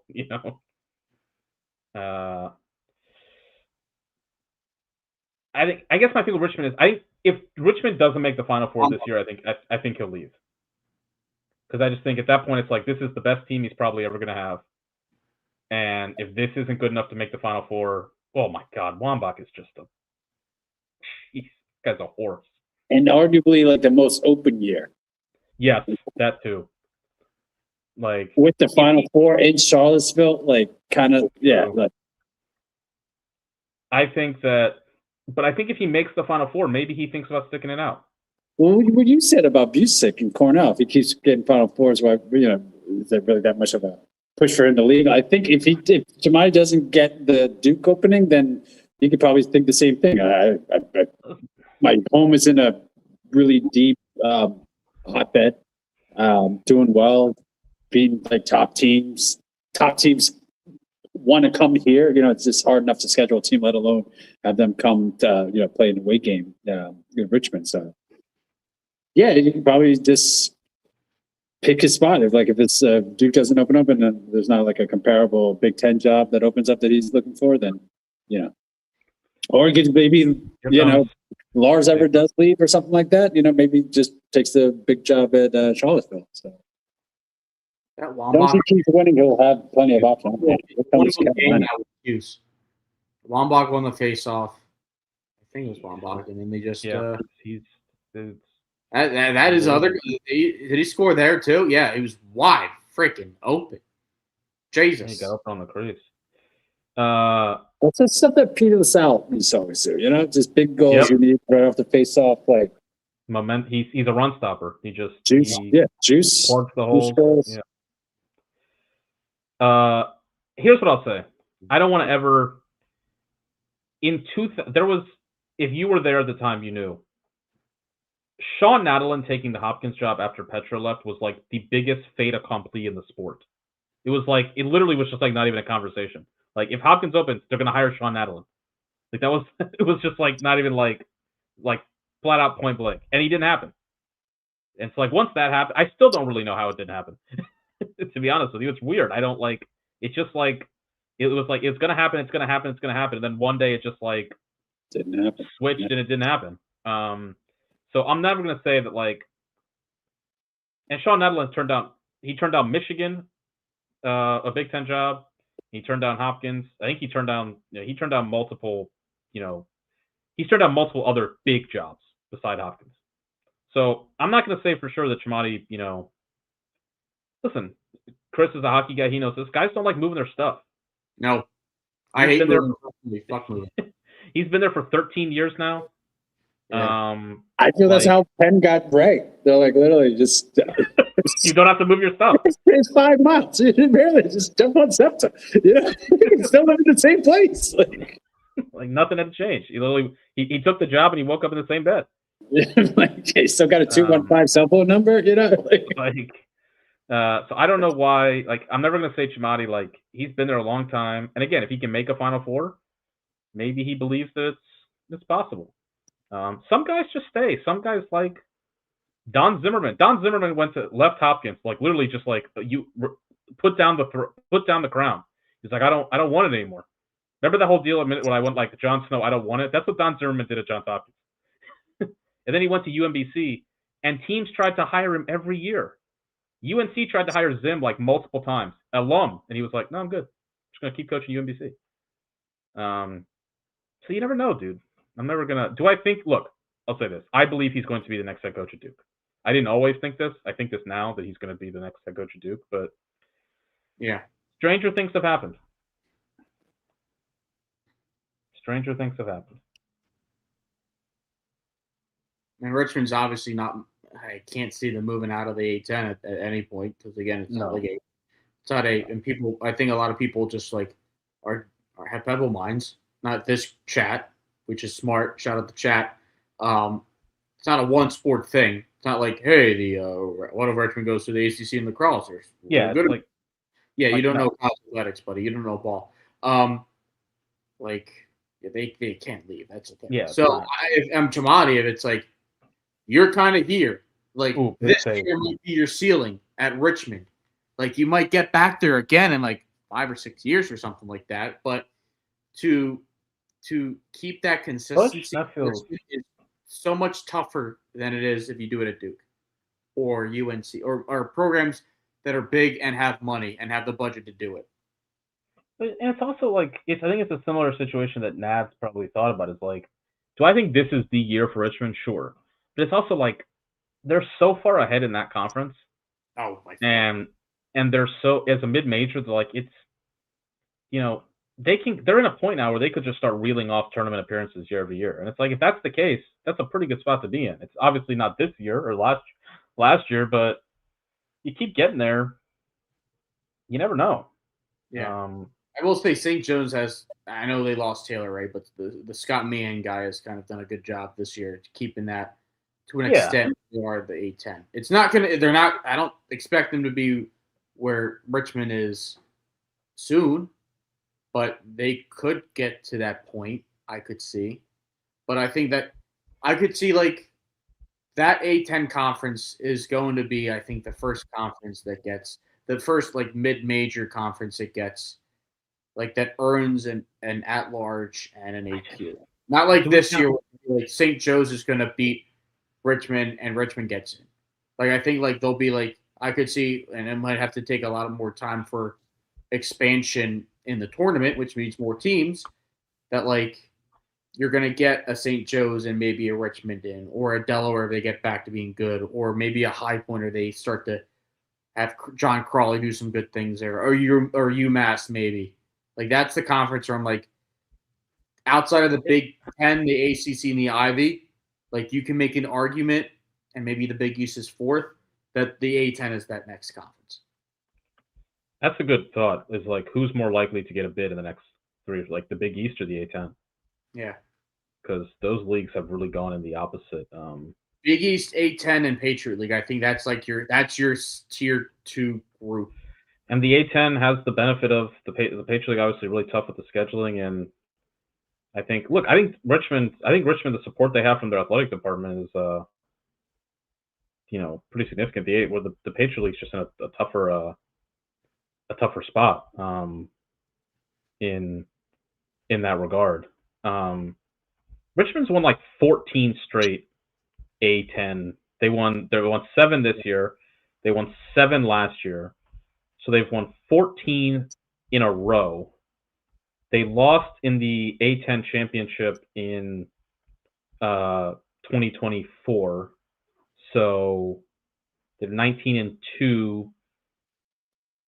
They're 25-2. Yeah, 25 and they're 25 and 3 in the A10 at 4 years. I mean and these games are, they haven't even played a 1-goal game in the A10 since in the last 2 years. So like, kind of gives you an idea. Yeah. All right, last call for questions, thoughts. Thank you everybody for joining us. Goal Q's 6-4. So they should have the lead. Good timeout by Gate for once. I think he called it. Loyola's winning 9-5, middle third. And that's the only games, right? It's those two, right? Yeah. Yeah. So, yeah, I think to summarize what we've talked about 4 hours ago, I think right now Maryland's going to be in, unless St. Joe's wins. Then they're out. And thank the Lord. Even if St. Joe's, Duke's not. If St. Joe's wins, I think it's Maryland or Yale who gets bumped. I think Duke's in. Yeah, that's what I said. I think Duke. I'm assuming Duke's already in. It's that last spot, and I think Maryland's last spot right now, unless St. Joe's wins and Maryland's out. It's crazy. And imagine Richmond did play Maryland that game, and Maryland had the head-to-head. I wonder if that would. No, dude. Actually, it would legitimately. If you're saying if Maryland beat Richmond would have 2 losses. This would be the third. Yes, Richmond will be out. Yeah, absolutely. So it's somehow turned around that actually it was maybe better for Richmond to not play that game. Yeah, no, absolutely. Yep. But you know what's going to happen? Again, tinfoil hat on. Dan Chamati throws a game, says, fuck you, Maryland. Maryland loses. gets out of the tournament, St. Joe's. The Patriot League kickback? We always say that 2021. That's amazing. I love that. Yeah. Thank you, folks. Still games coming. Keep the games down the stretch. This should be a good second half between Cuse and UNC. Probably NCAA tournament seeding here for these teams on the line. Loyola Colgate. Tomorrow we'll run down just your what the slate looks like tomorrow for you. Marist, Siena, 12 o'clock, ESPNU. The Saints going for back-to-back trips to the NCAA tournament. It's been a crazy year for Siena, but a chance for them to get back to the NCAA tournament. Marist also a chance. Second year coaching staff there at Marist after Keegan Wilgoodson left. Chance for them to get in. Hopkins and Penn State, 12 o'clock on Big Ten Network for the Big Ten Championship. And probably a home game for the winner. Maybe for the loser, could go on the road. A-10 Championship, we just talked about St. Joe's and Richmond, the last bid steal sort of potential at 1 o'clock. That'll be at Richmond. That'll be on ESPN+.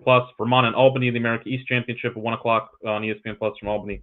2 o'clock on ESPNU, the Big East Championship. This is win or go home. Georgetown doesn't have a path as an at-large. They have to win the Big East Championship. Providence at home. This is in Providence. Chance for the Friars to get there. Bobby Benson to get to the tournament for the first time there. Georgetown also potentially, we should mention, if Maryland missed, Georgetown is potentially working on the longest NCAA tournament streak in the country. Georgetown's made it 7 years in a row. This would be 8. So this is if Maryland, like possibly Georgetown could have. If Georgetown and Maryland both miss, Princeton will have the longest NCAA tournament streak in the country. Woo! Which is insane. At like 5 years. And remember where Princeton was 7 years ago. 7 years before 2020. Stony Brook Towson, the CAA championship at 3:30. I was thinking maybe I'll go to that. I was thinking about going down to Towson. It's gonna be crazy because it's the Towson Town Festival tomorrow, and then Towson hosting the CAA championship. So I don't know. Maybe I'll go.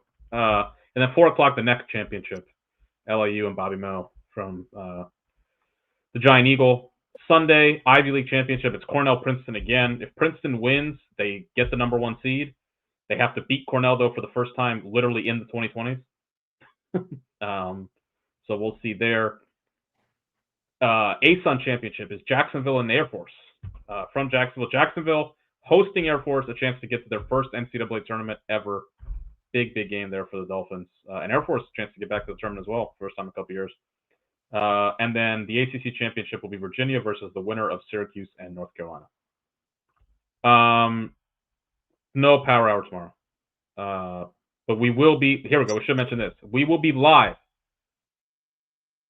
Sunday, 9 o'clock, right back here. If you're in here, tell your friends, tweet it out, tell Lars Tiffany, send it by carrier pigeon, put up flyers, signs. We will be live. We've been doing this for this is year 10. I think it's the 10th anniversary of when Chris was in the Syracuse locker room, getting interviews from Jamie Trimboli. Tremendous content. Tremendous content. We've gone from YouTube, not YouTube, Twitter Spaces, Skype, Twitter Spaces. We've done it on YouTube the past couple of years now. So please be with us Sunday night. We'll be live starting at 9 o'clock Eastern. It's always one of our most fun shows of the year. Also, usually our most listened to show of the year as well. So be there. And yeah, I think that's everything. All right. Thank you, folks. It's been a ton of fun. Thank you, Chris. Thank you, Adam. Thank you, Ryan. Thank you, Safe. Thank you, everybody. Gloriously stay hydrated.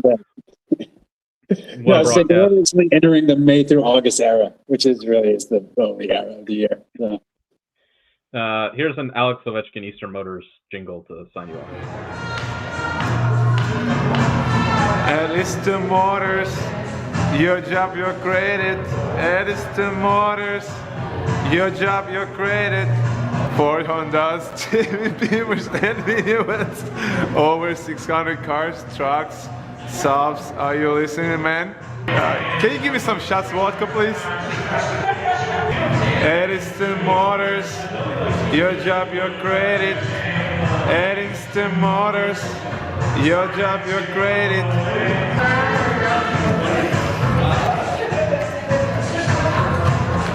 It's gonna be on YouTube for sure. For sure, man. I'm gonna kill you.